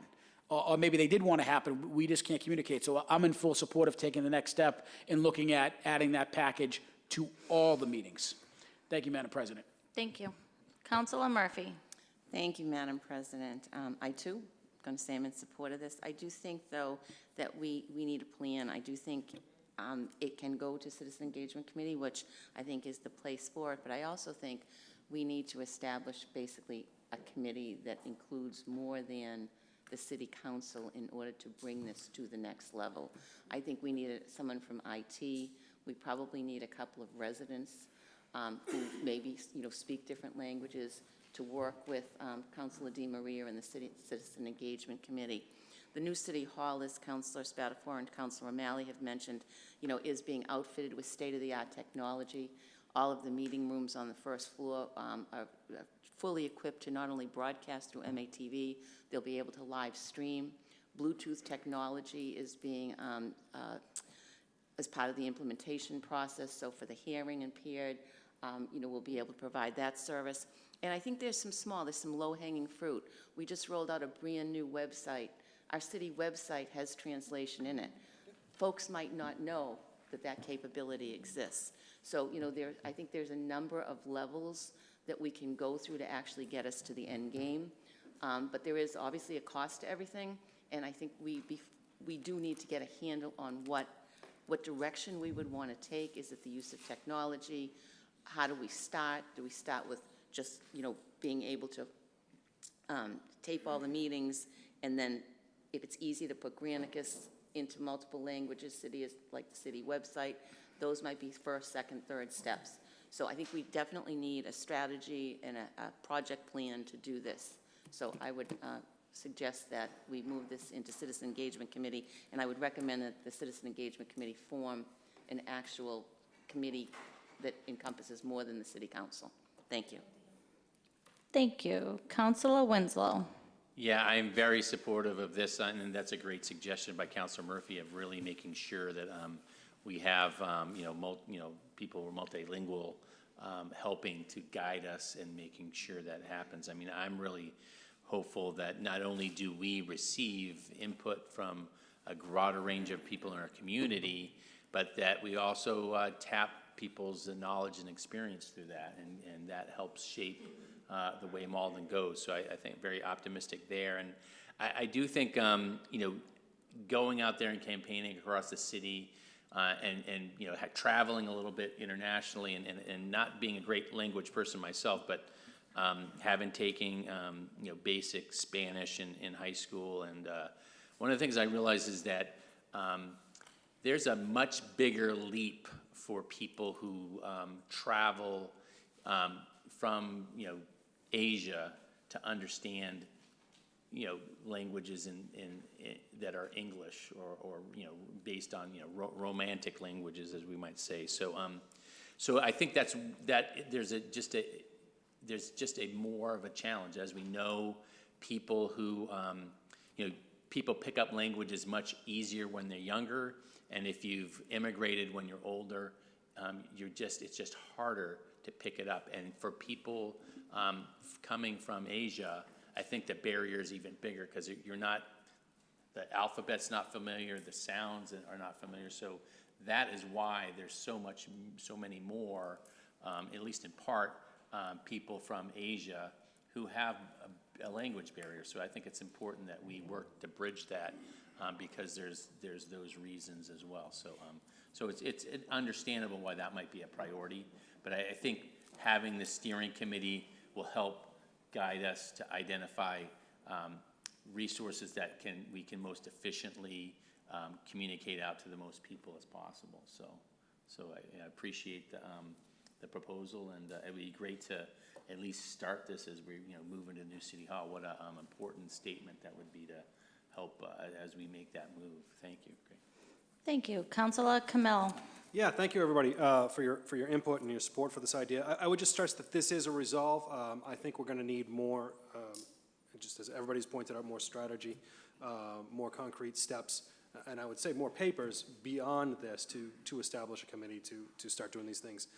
It was my hope that we would pass this on the floor tonight as our resolve of what we intend to do, and then get to work with bringing other papers forward that have more detail in them, and then we can start to move those forward to citizens engagement, to finance, to ordinance if we need to. But of course, if it is the will of the council to have this be the vehicle that goes through that process in the committees, so be it. But I would stress this is a resolve, and it would be my hope to pass this on the floor tonight. Thank you. Thank you. Councilor Di Maria. Thank you for the second time. I do want to make a point that there were several letters that were sent in support of this to the City Council, so I personally want to thank Ari Taylor, Linda Thorson, Susan Lawrence, Dee Campbell, Diana Zhuang, and Karen Hayes for their statements that came that I believe will be placed on file. Is that right, Mr. Clerk? They'll be placed on file, all those letters. He said yes. Yeah. Thank you, and all those speakers that did support this. This was a stretch to identify just one culture, but I do think it's a good step. So again, whatever, we want to pass it, and then we'll continue to talk more on this, unless you want to send it directly right now to citizen engagement. It's the wish of the council, either or. Thank you. Councilor Spatafora. I think we could pass the resolve, but I also think we should send it to citizen engagement at the same time. You can do two, because there was a motion to send it there. Do them both, because to Council Murphy's point, we can get into citizen engagement, and now we can also Start work with City talking about Hall. it. Mhm. So just do them both. I don't know who made the original motion for citizen engagement. I think it was Council. Well, you can pass the resolve. and Will then you we make a can- motion? It was your motion. Okay. On Councilor Di Maria's motion to pass the resolve, all those in favor? Aye. All those opposed? The resolve has been passed. On Citizen Councilor O'Malley's motion to refer the matter to citizen engagement, all those in favor? All those opposed? Matter has been referred. Next order of business. Resolved that it is the sense of the City Council that Chris Webb appear before the City Council in 2 weeks to discuss the rodent problem in Malden. Councilor Anderson for the paper. Thank Resolve, you, excuse me. Madam President. We are having, and it's now coming into Ward 7. I know we've had these issues in other sections of the city where the rodents are just getting to be just too much in our city. And I'd like to ask Chris Webb and others from our health department to come and talk with us and talk to the public about what can be done. What is it that the city is doing to abate this problem, and what should our citizenry be doing? You know, we can't solve this problem by just having the city take all the responsibility. There are things that the community needs to be doing. Individual homeowners, renters need to be doing in terms of how they store their trash and assure that rodents aren't festering and eating into the trash that's there. So I'd like to ask Chris Webb if he'll come before us, be able to give an explanation so that we can get a better word out to the citizens of Malden. Thank you. Thank you. Councilor O'Malley. Thank you, Madam President. I would like to thank the sponsor of this paper for bringing it forward. It reminds me of 2016 when I first got on here, and Ward 4 had a very, very, very, very bad rodent problem. And at the time, I was sending around pictures of the rodents that I'd see, and I would mass email everyone, be like, hey, which I was probably not supposed to do that in hindsight. And I was calling myself the rat counselor. It wasn't the cutest name, but it's kind of how I felt. So I'm 100% on board with you. I'm definitely down to look into this further. I think one of I might have actually chased them out of Ward 4 into all your other wards. I apologize about that. Yeah, is that the Pied Piper, he says. So I think it's definitely something that we should look into. The big thing that I'm learning about, because I didn't grow up during these times, but there's a difference between garbage and trash. Do you guys know this, or am I using the wrong words? Like there was garbage was like food waste that was put in those holes in the ground, and Prisco Tomorrow has been doing a lot of research on this in terms of when that stopped happening. And then trash is like everything else that animals aren't attracted to. So I don't know if as we have this trash discussion, I know Councilor Di Maria is going to be having meetings, that we can maybe incorporate some of the things that Councilor Anderson is saying in terms of how do you properly dispose of food waste. Maybe you put it in a separate bag that you put into your bag. But definitely looking forward to it.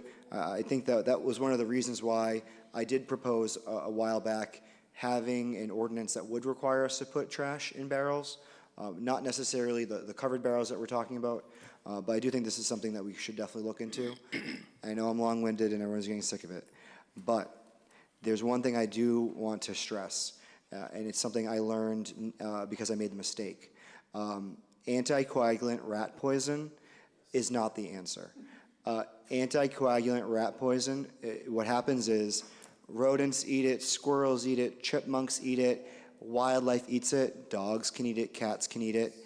And what ended up happening, because we had an infestation in Coeur d'Alene, and what ended up happening is I found multiple red-tailed hawks dead in the park. And I think that we need to figure out how are we going to handle this, because if you put rat poison out everywhere, it's going to go up the food chain and it's going to kill the apex predators, which then in turn allows the rodents to really explode. Just thought I'd put that out there, but I'm really looking forward to working with you all to figure this out. Thank you. Councilor Spatafora. I can't go after that. So I would just say, it's not, I'm glad Councilor Anderson put this on. I was actually in his ward a couple days ago. My mother's a big fan of bingo in his area. I was dropping something off in the street, and literally I saw 5 of them as I was walking up this house. And I know it's just not his ward; it's everywhere. I know Councilor Kamel went to a meeting they put on at the high school, and obviously Councilor O'Malley said he had him in Ward 4. So not only do I support this, I did a little research. They say besides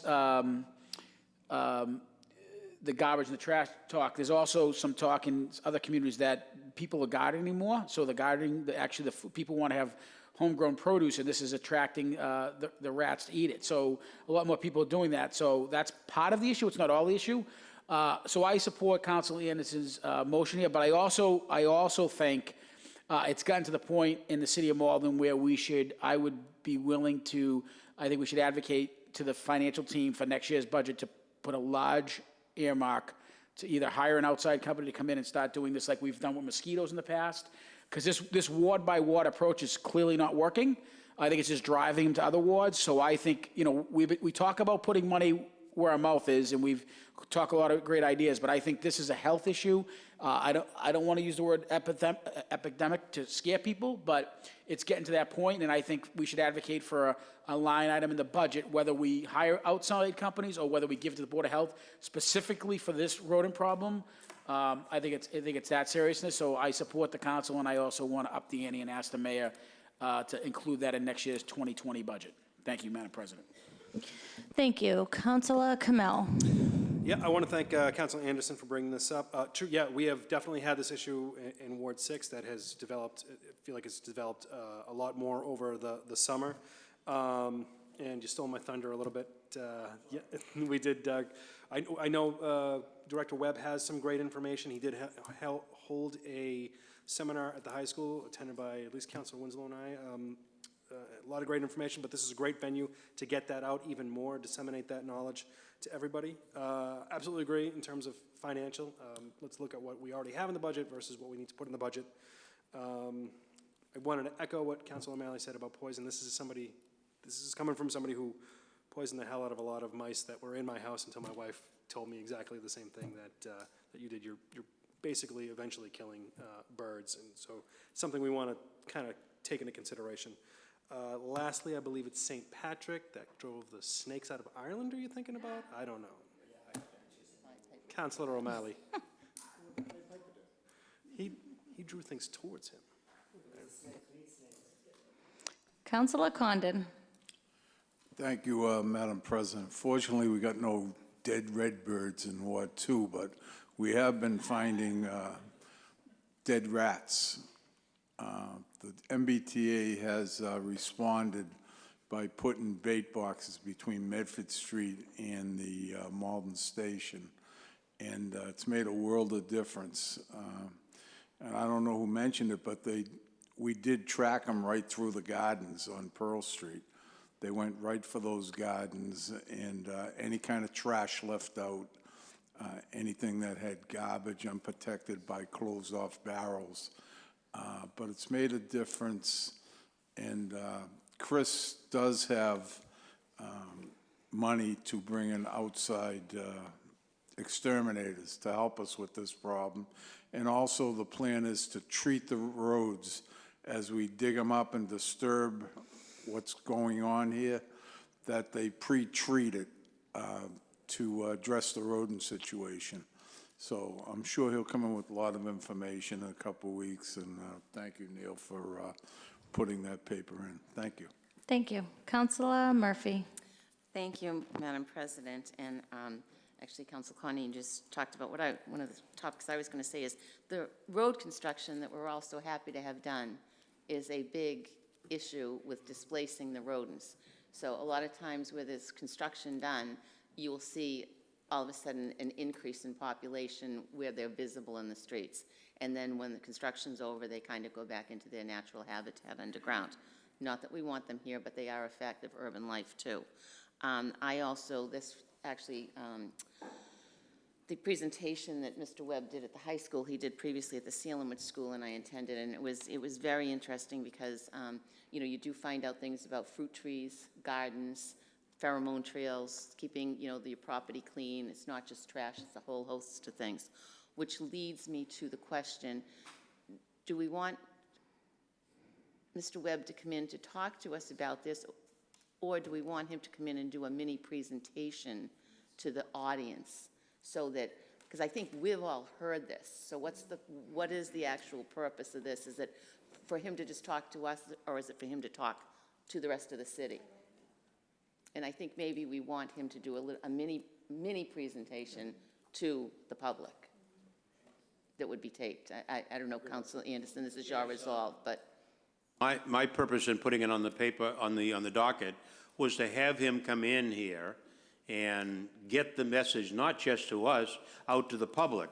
Our council meetings are televised. Right. And although there have been presentations that have been made at the high school and so forth, coming here before the council and have it televised is a way to get the message out to the general public. Okay, good. That's what I'm looking for. I'm looking for good. us all to know what needs to be done and what we as individuals can do along with the effort from the city of Malden. Yeah, absolutely. Perfect. Thank you. On Councilor Anderson's motion to pass the resolve, all those in favor? Aye. All those opposed? The resolve has been passed. Next order of business. Paper 344-19, resolved that as a sense of the City Council, the City of Malden shall not pursue an addiction recovery center or similar treatment facility without first holding one or more public meetings with the Citizen Engagement Committee of the Malden City Council. Councilor Matheson for the resolve. Thank you, Council President, and I want to thank the speakers that came up today. Certainly, this was the hot topic of this week's docket, and it was the hot topic of last Wednesday's news report. Thursday, I heard from just a ton of residents. I'm sure many of you councilors did as well. First, I would like to begin by saying I care deeply about this issue. I think we live in a political climate now where people perceive that you might disagree with them, so they try to disparage you, and I think that's a shame. But I did put hey, I'm an elected official, so that's okay, and I'm willing to discuss this with anyone. I have seen firsthand what drugs do to people. I've seen how it destroys lives. I've seen how it destroys lives before it kills lives and takes lives. That being said, I did not politicize this issue. I didn't go to Fox News 25, and I didn't have a discussion with Mayor Marty Walsh. I didn't bring this issue out, but like many residents of Malden, I learned a lot from that news report, and what I learned was that the mayor was in discussions about bringing an addiction recovery center to Malden. Like many others, I reacted to it on behalf of the residents who had questions that I couldn't answer. Who's the applicant for this? Since then, we've been hearing folks say it's Malden Overcoming Addiction, a great organization. I've never said a bad word about them. I love the organization. With all due respect, ma'am, stop making noises. Whether you get, it's unprofessional, please.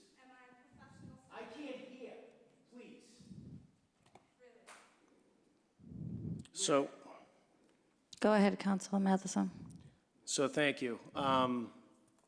Really, the thrust of this is to say that greater communication is needed. We heard a lot of facts from that news story about the swath of communities that this would serve. There were a lot of questions about what would happen at such a facility. These are all legitimate questions. There's a reason why we have a citizen engagement committee. Right now, they're discussing with the community different proposals for blue trash bags. Another issue that I think came up because it's an election season. We're hearing about a lot of new things. The translation service we just spoke of got referred there because we want to engage the community on that. When some councilors wanted 16-year-olds to have the ability to vote in municipal elections, that went to Citizens Engagement Committee. I believe that if the municipality is involved with bringing this center to Malden, the residents have a right to receive some information and ask their questions before that happens. So that's why I introduced this resolve. It's about bringing communication to the community. I think that's a valuable thing, and I think I speak on behalf of a lot of people who were caught by surprise last Wednesday. Thank you. Thank you. Councilor O'Malley. Thank you, Madam President. Just going to take a moment to breathe. You know, I don't think this was a hot topic. I think it was people's lives that you were playing with. Councilor Matheson, you said you didn't politicize this, but you put out a paid advertisement on Facebook disseminating what you knew was false information. You used this as a political tool. You said you learned a lot from the news that day, but almost everything you learned was not true. And you said yourself that you reacted. Rather than being proactive and reaching out directly to Paul Hammersley, rather than being proactive and reaching out to the chief, you chose to politicize the issue falsely. I can't believe that you decided to throw a nonprofit that saves people's lives, like Malden Overcoming Addiction, under the bus.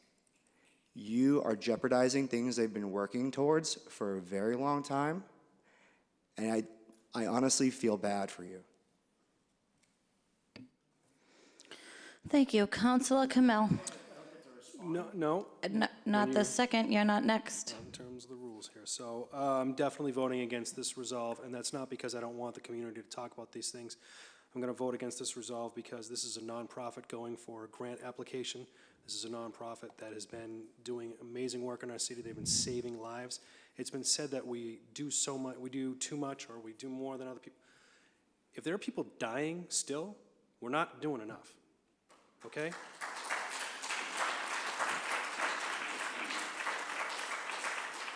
So many of us attended in May, it was brought up by the speakers, attended a fundraiser that talked specifically about this. This has been being discussed for years, I believe by this point, the Bridge Recovery Center. We've talked about how this is going to be manned by recovery coaches who are people themselves who have gone through this, or people who've had people in their lives go through this, who are going to use talk to...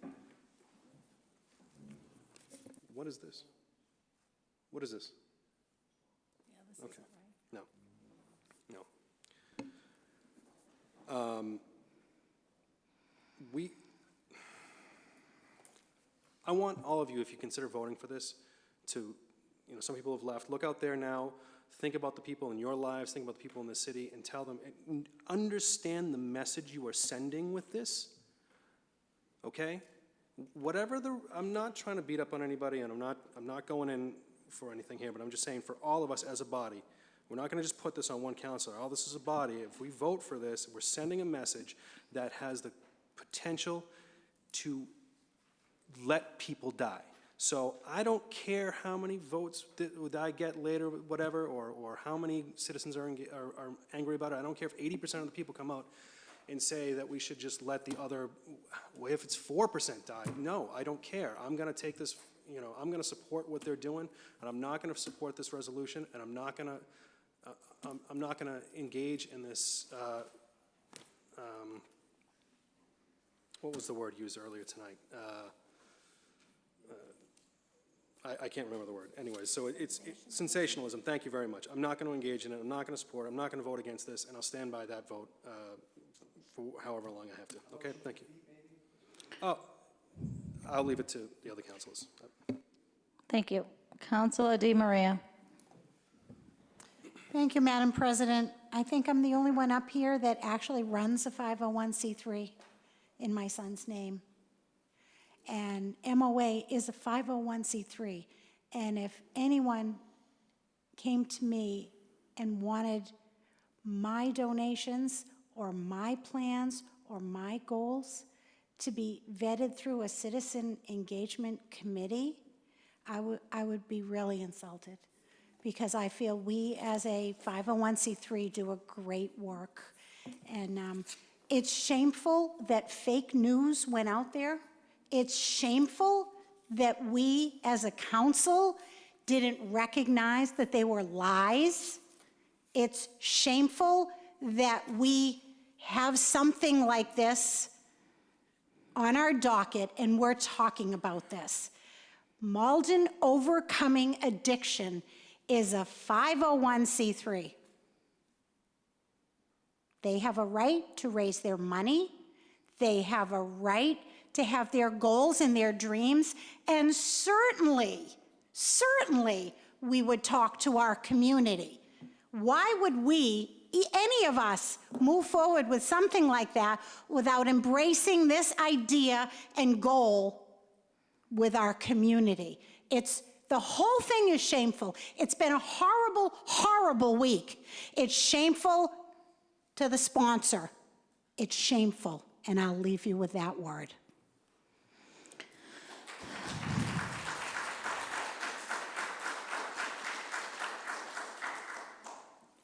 Councilor Crowe. Thank you, Madam President. I too am not going to be able to support this resolve, although I do believe that communication and education is key.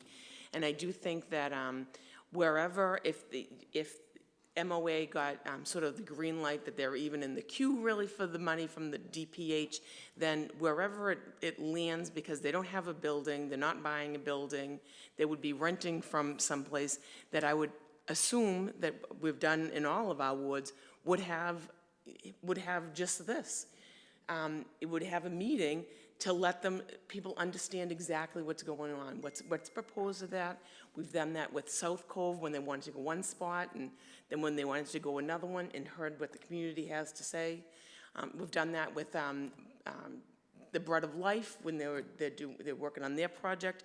So any of those people and community organizations, and I too do run a 501c3. Yes, when there's a big project like this, you really do want everyone to understand what's going on, to make sure that you hear it from the horse's mouth. And so, of course, I believe that that communication. And if MOA gets the green light, I'm sure any ward councilor, councils at large, would be happy to host a community meeting with them to make sure that all the information is out there, all the questions are answered, and that we can get behind this. So for that reason, I cannot support this resolve, but I do support communication. Thank you. Councilor Winslow. Yeah, I also do not plan to support the resolve. I know as, we've all been very much impacted by the opioid crisis, and many people have family members and friends who've been impacted, and I've been so impressed by the work of Malden Overcoming Addiction to tackle this straight on with all their heart and passion, and it's important work, and we need to support that in every way we can. And to kind of throw this hurdle, I mean, we would not have a resolution about whether you would have an AA meeting or anything like that. And as someone whose family who's benefited from recovery services in other contexts, it saves lives. And that's what's really important. We shouldn't be throwing hurdles in front of efforts to save lives. We should be backing those things in every way we can. And yeah, let's communicate this. Let's be a community and figure this out. But let's get behind this and not throw hurdles in. Thank you very much. Thank you. Councilor Anderson. Thank you, Madam President. I'm glad that this item is on the docket so that we can show the public that most of us don't support it. I think it's important that the misinformation that was out there in the news caught the attention of a lot of people. And so hopefully, by this being on the docket tonight, people are able to see that the majority of this city council is saying, hell no. We do want Malden Overcoming Addiction to continue to operate in our city. They have held community meetings. They have proposed peer counselors.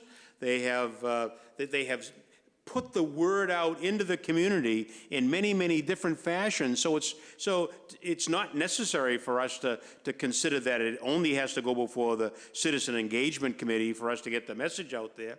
They have been spreading the word ever since the organization has started. And I think for those of us who have been to any of these Malden Overcomer Addiction meetings, we've seen the pictures. And when you see the pictures of the families that have been affected by this opioid addiction problem and the people who have died, I mean, they touch so many families. And that's an organization that we ought to be continuing to support.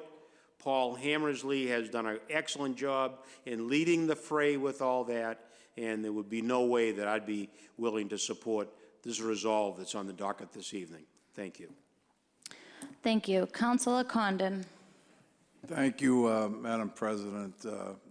Just looking at the way this resolve is worded, that it sends the City Council that the City of Malden shall not pursue an addiction recovery center.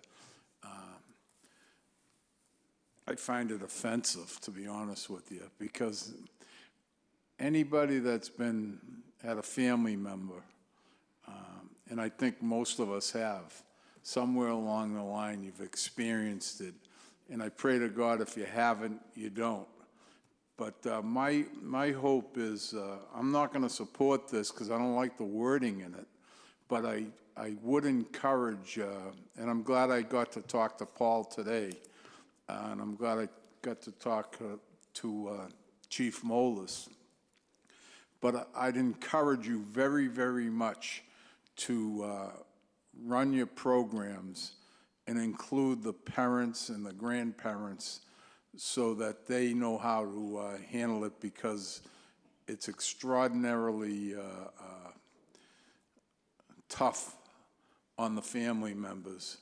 And they can be so helpful if they know how to pursue it and make it a lot easier, not only for the people having the problem, but for their own home.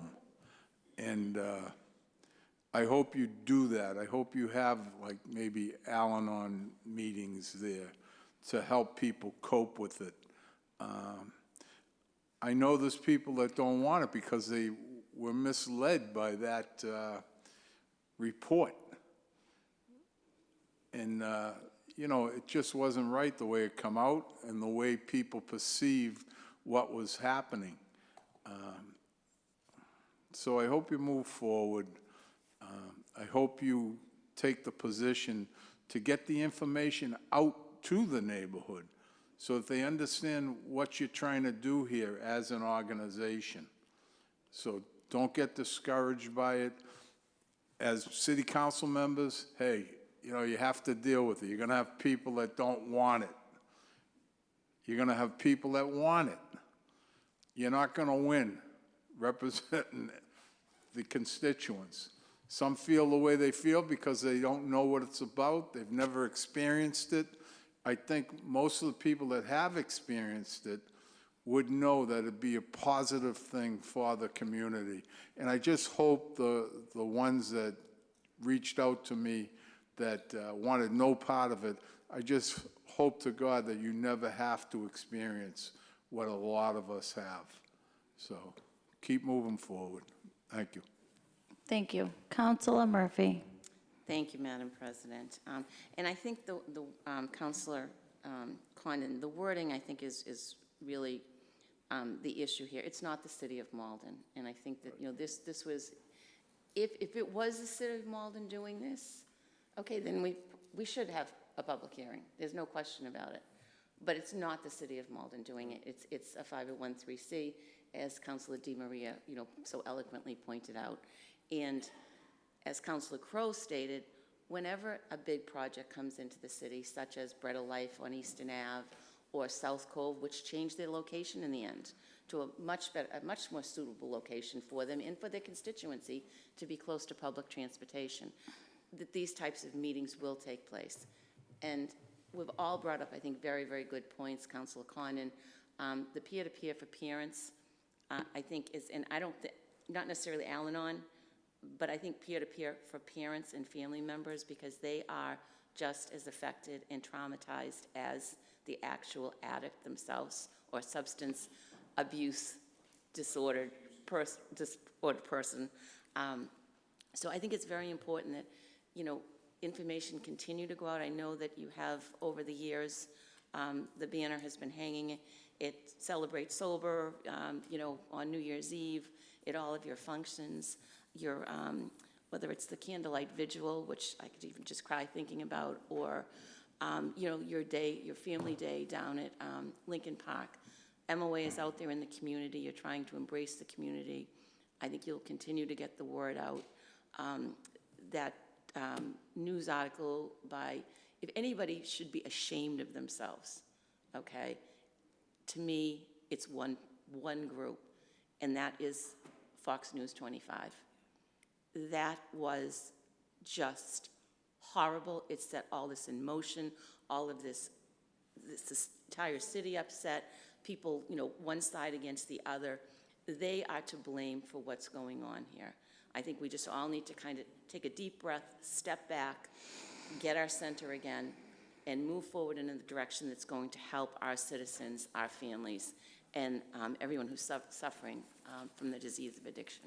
So I think hopefully we'll just move past this tonight and find a silver lining in all of this and maybe make us move forward in a better direction as a group. Thank you. Thank you. Councilor Spatafora. Thank you, Madam President, and I'm not going to try to sum up what everybody said here, but, when I first heard the news, I think Paul talked to me probably a half hour, 45 minutes after that day. I am not going to lie, I was shocked because I was in the mayor's office not less than 72 hours before that, and the mayor, to his credit, usually tells the council when there's a big issue coming up. Trash, we want to do affordable housing, and the first couple texts that I got were residents that lived there, and I thought they were talking about trash because they said, we're not going to have a public meeting on this is a done deal, and I said, I don't even know, I was like, we haven't even had a public meeting yet, and they said, go to Fox News. And when I went to Fox News, the reaction to my face, I will tell you, was not good because I felt that I was blindsided by the mayor. No fair warning. Now, Paul, the mayor said to me, I texted the mayor and said, why didn't anybody know about this? Because it sounded like a done deal. They had a location, they had a time, and it was spun as the city of Malden. Like everybody up here said, it is not the city of Malden. The mayor asked to speak to me, and I will be completely honest with you, I said, not a good time. I'm going to say something I'm probably going to regret. To his credit, Paul called me, didn't send me an email, picked up the phone and called me, and explained to me what they said on the TV was not accurate. It was probably a complete lie the way it was spun. And I did feel better. But the problem that I had at that point was I was playing defense on an issue. I had no idea what was going on. And I was trying to explain in residence through text or social media, which I'll be completely honest with you, you're not going to win in social media because you have two sides that are both going against each other and there's no compromise. I think when you got to sit in a room like this and you talk to people, you look in their eyes, you see the compassion, you see the real issues. Social media to me is it's the worst thing that's happened to this country, because you get into these areas where it's like-minded people and nobody wants to debate. The first call that I made was to Councilor Condon and Councilor Crowe, because again, it seemed like there was a location already determined, and said, did we know about this location? And to all the councilors' credit, why wasn't there a public meeting? And not because of the use. We have public meetings for gas stations.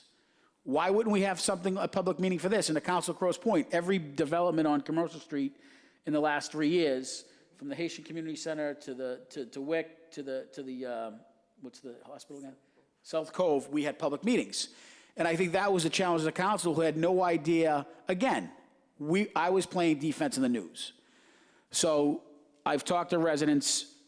There's going to be, Councilor Khan has pointed out well, there's going to be residents who are going to not want this regardless of where it is.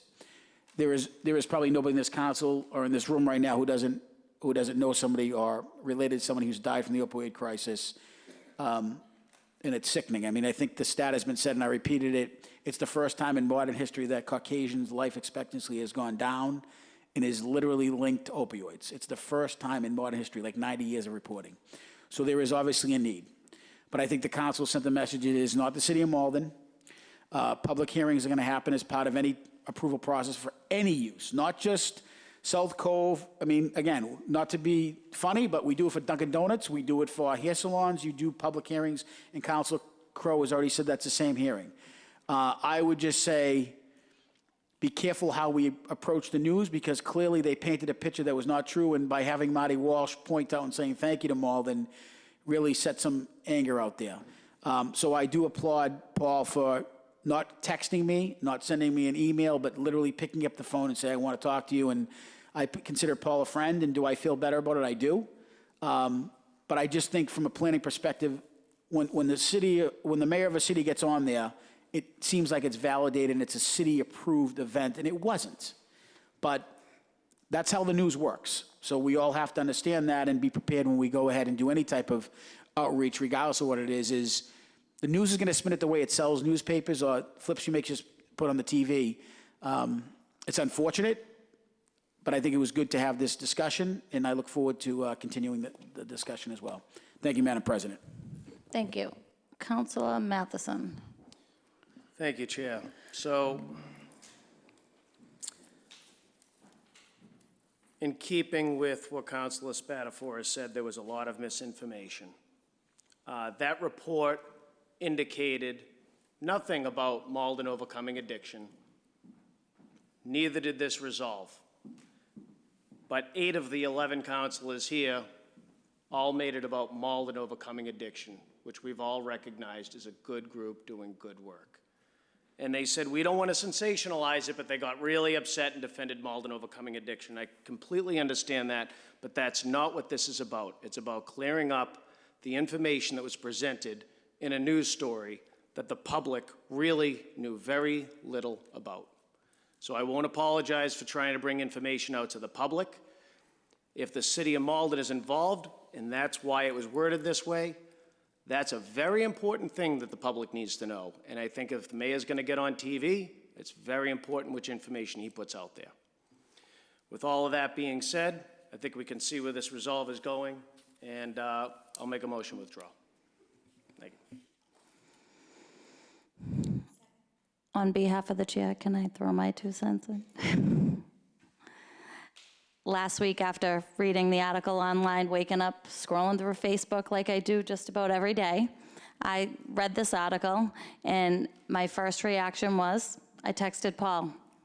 As anybody on this council has access to Paul. I saw Paul write his phone number 50 million times on Facebook over the course of the past week for anybody who had any issues to reach out to him. Paul called me within 30 minutes. I said to him, I remember hearing about this. Refresh my memory. Tell me what this is about. So when I see posts today, I can better clarify people. I had personal friends on their Facebook pages posting about, can you believe Malden is going to have a methadone mine? Like, it was crazy. And my heart actually ached over the amount of people that were for it, but also for the people that were against it. There's not many families in this community and others. I mean, just last night, we lost a 25-year-old Malden resident to this opiate crisis, and that's one too many. I read a personal friend's Facebook status last week, and Councilor Kamel knows who I'm talking about, and she sat there and she stated that her daughter last July died of a drug addiction, and if this was around, maybe her daughter would still be alive. It was not this isn't a methadone mile, we're not giving out medication. She went on, and at the end, she said, I'm not gonna beat myself up over this. If this was around, maybe my daughter would still be here, but if this could save one life, then God bless. And this crisis, it doesn't care where you come from. You could come from the best of the best family. You could come from the not so well-off family. It doesn't discriminate who it chooses to grab hold to. I have a 17 and a 20-year-old that I fear every day of my life, that I don't know if it will ever happen, and I pray to God that I never have, but I too have lost family members, and I've had conversations with others that don't even go to sleep at night wondering where their family member is, and it's truly heartbreaking. I said to Paul, in my mind, I'm thinking of this as, I said a glorified Club 24, but he told me Club 24 on steroids. This is how I look at it as, that Club 24 has no issues. Your other Councilor Kamel, do you have any issues for Club 24? So you know, they're just out hanging out with other people that are like them, and they just want the support, and I don't see why we shouldn't be able to give that to them. I am definitely not supporting this resolve for the wording, because we are all up here talking about Malden overcoming addiction and not the city of Malden, because Malden overcoming addiction is the ones that are applying for this grant, not the city of Malden. And honestly, shame on us all, because Fox 25, they can edit things. We don't know what that whole interview looked like. They took bits and pieces of what was gonna sound amazing with Boston Mayor Marty Walsh, and I mean, even showing the gentleman in the pizza shop attacking the guy that was trying to rob him, like just heartbreaking, just heartbreaking. So I am also not in support of this resolve. Motion to withdraw, thank you. Okay, Councilor Matheson's motion to withdraw, seconded by Councilor Di Maria. All those in favor? All those opposed? The motion has been withdrawn. Next order of business? We still have stuff?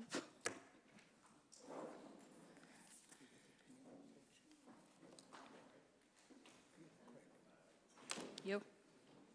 I'm sorry. Councilor Murphy, do you have your light on? Oh, we're doing what? Oh, okay, all right. Committee reports. Is that you? Paper 345-19, committee reports. Paper 288-19, outdoor parking, Emmanuel Baptist Church, 20 Madison Street, Malden, 27 spaces. It's a renewal. Motion to receive the committee report. On Councilor Murphy's motion to receive the committee report, all those in favor? Aye. All those opposed? The committee report is received. Councilor Murphy for the committee. Thank you, Madam President. Yes, this is just a renewal of outdoor parking. We have gone through with the compliance officers. There's no issues, and I would ask that the council grant the petition.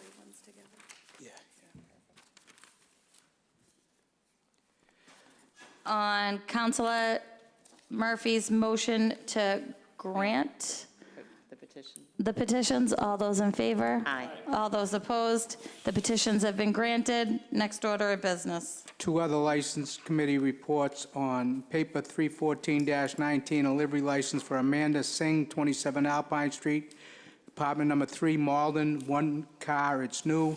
And paper 316-19, a livery license, Barbara Martineau, 8 Parker Street, Malden, 1 car, it's new. On Councilor Murphy's motion to receive the committee report, all those in favor? Aye. All those opposed? The committee report is received. Councilor Murphy for the committee. Yes, once again, both of these locations were checked out. There's adequate parking. So it was voted out of committee unanimously, and I would ask that the council grant the license. On Councilor Murphy's motion to grant the petitions, license, excuse me. All those in favor? Aye. All those opposed? The license have been granted. Next order of business. Talking is clear, I hope. Councilor Spatafora. Can I make a motion to suspend docket rules for the purpose of receiving a committee report? We had an ordinance meeting, which I wasn't here last week, with Council Crowe. I'm not blaming Council Crowe. 2 weeks ago, Council Crowe ran the ordinance meeting, and this was the paper, which is, I don't have the paper number, but it's section 422, claims. 26019. 26019, thank you, that we're going to send the claims to the legal department.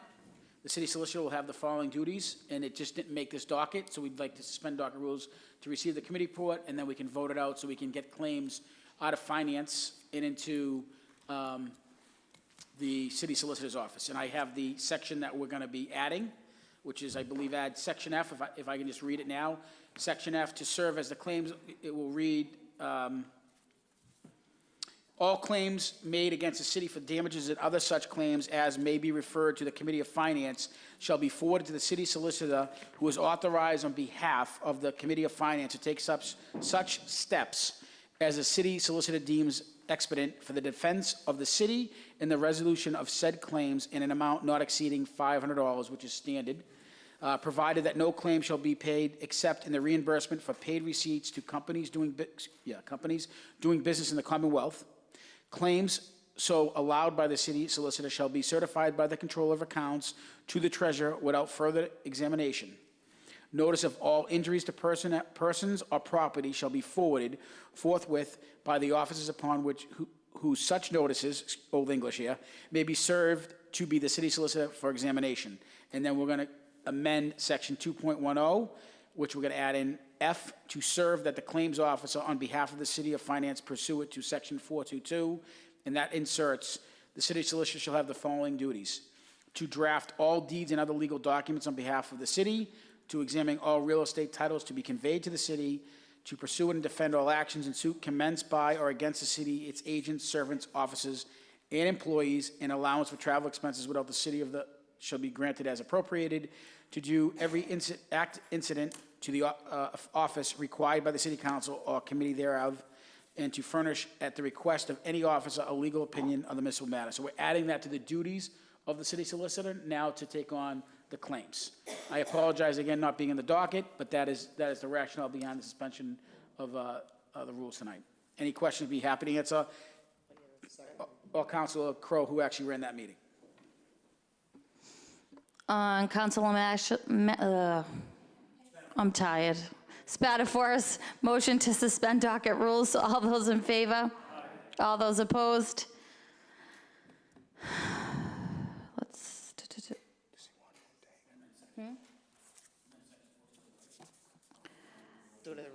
On Councilor Crowe, do you want to speak, or can we just vote? No, actually, so the city solicitor had gone over this, and her addition was to add to the F, so to make it all congruent there. So she is the one that actually wordsmithed the language so it fits into what is legally binding. So I apologize. He's the chair. He didn't put it on there, and I didn't even think about it. No. So. That's great. We got some in the backlogs that we need to hurry up and get these claims through, so this would be great. So on Councilor Spatafora's motion to receive the committee report. Oh, we already did that. On Councilor Spatafora's motion to enroll the ordinance, all those in favor? Aye. All those opposed? As As amended. Well, no, it's not as amended here, it was amended in committee. It was, So it's- okay. It was amended in committee. Okay. We didn't amend it here, so it's not amended. The ordinance is enrolled. On Councilor say that again? Right, roll call? Roll call. I can't hear him. Roll call, sorry. Okay. We're all tired. The clerk will call the roll. Anderson? Yes. Yay. Kamel? Yes. Yay. Condon? Yes. Yay. Crow? Yes. Yay. DeMaria? Yes. Yes. Matheson? Yay. Murphy? Yes. Yay. O'Malley? Yay. Spatafora? Yes. Yes. Winslow? Yes. Yes. Sika? Yes. Yes. The ordinance is ordained. Enrolled. Sorry. Now we have to ordain. Next week? I have to suspend docket rules again. Ordaining, okay. On Councilor Spatafora's motion to suspend docket rules for the purpose of ordaining. Seconded by Councilor O'Malley. Clerk will call the roll. All those in favor? All those opposed? The clerk will call the roll to ordain. To ordain. Anderson? Yes. Yes. Kamel? Yes. Condon? Yes. Crow? Yes. DeMaria? Yes. Matheson? Yes. Murphy? Yes. O'Malley? Yes. Spatafora? Yes. Winslow? Yes. Sika? Yeah, yes. The docket is clear. Councilor Spatafora, did you need to speak? No, I want to be the first person. Oh, you were. You I hit- am? You were. So I'm going to start with the most important person. I have to thank my happy birthday to my 40th birthday to my wife Debbie. Today's her 40th birthday. Happy birthday to Debbie. So she is younger. I have to declare that. And I also want to give a happy birthday to our illustrious council president. They have the same birthday. I don't know your age, council, but I'm not going to ask, but happy birthday. I'm a little older than your wife. I just want to wish you a happy birthday. Thank you. You're welcome. Councilor Murphy. Thank you. Happy birthday to you. Happy birthday to you. Thank you. Happy birthday, dear Katie. Happy birthday to you. Thank you, thank you, thank you.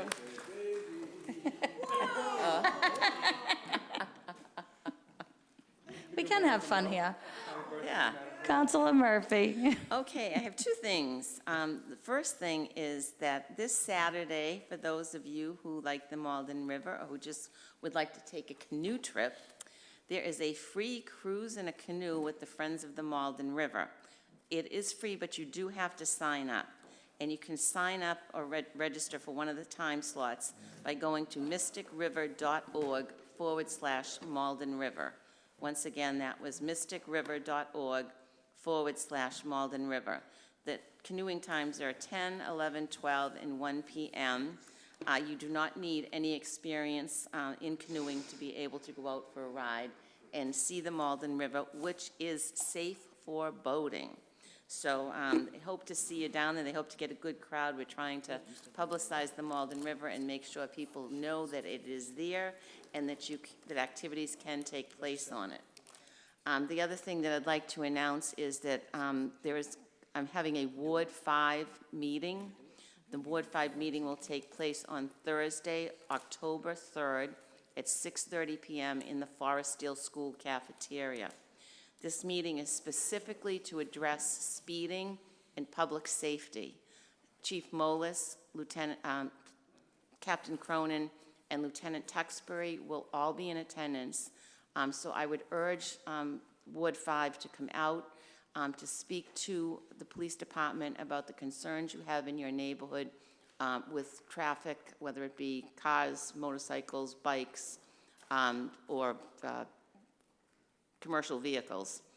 Had some issues with folks using, I think it's called a jake brake, making noise. So if you have any issues like that having to do with traffic, please come out, and the police will be there, I will be there, and we'll be looking forward to just really kind of talking through this issue, which is a quality of life issue as far as I'm concerned that we need to address and get our hands around. Thank you. Once again, October 3rd, Thursday, 6:30 p.m., Forest Hill School Cafeteria. Thank you. Councilor DiMaria. Thank you, Madam President. I have a few things as well. This Thursday, the Citizen Engagement Committee, which consists of Councilor Crowe, Councilor Anderson, myself, is hosting a trash meeting. It will be in the Senior Center from 2 to 3:30. It is the first of others. So I know the time is a little off for some people, but we will be offering translation, and it will be taped. So I hope to see everybody here this Thursday, 2 to 3:30. Second thing I want to say is I have been in contact with Director Webb of the Board of Health, and this week he anticipates picking up all the signs for our public buildings regarding no smoking, no vaping, etc. So the wheels are in process. And then next Wednesday, I lost it, hold on a second. We will be hosting, I am not hosting. Friends of Fellsmere Heights will be hosting a public meeting at BB School October 2nd from 6 to 7:30.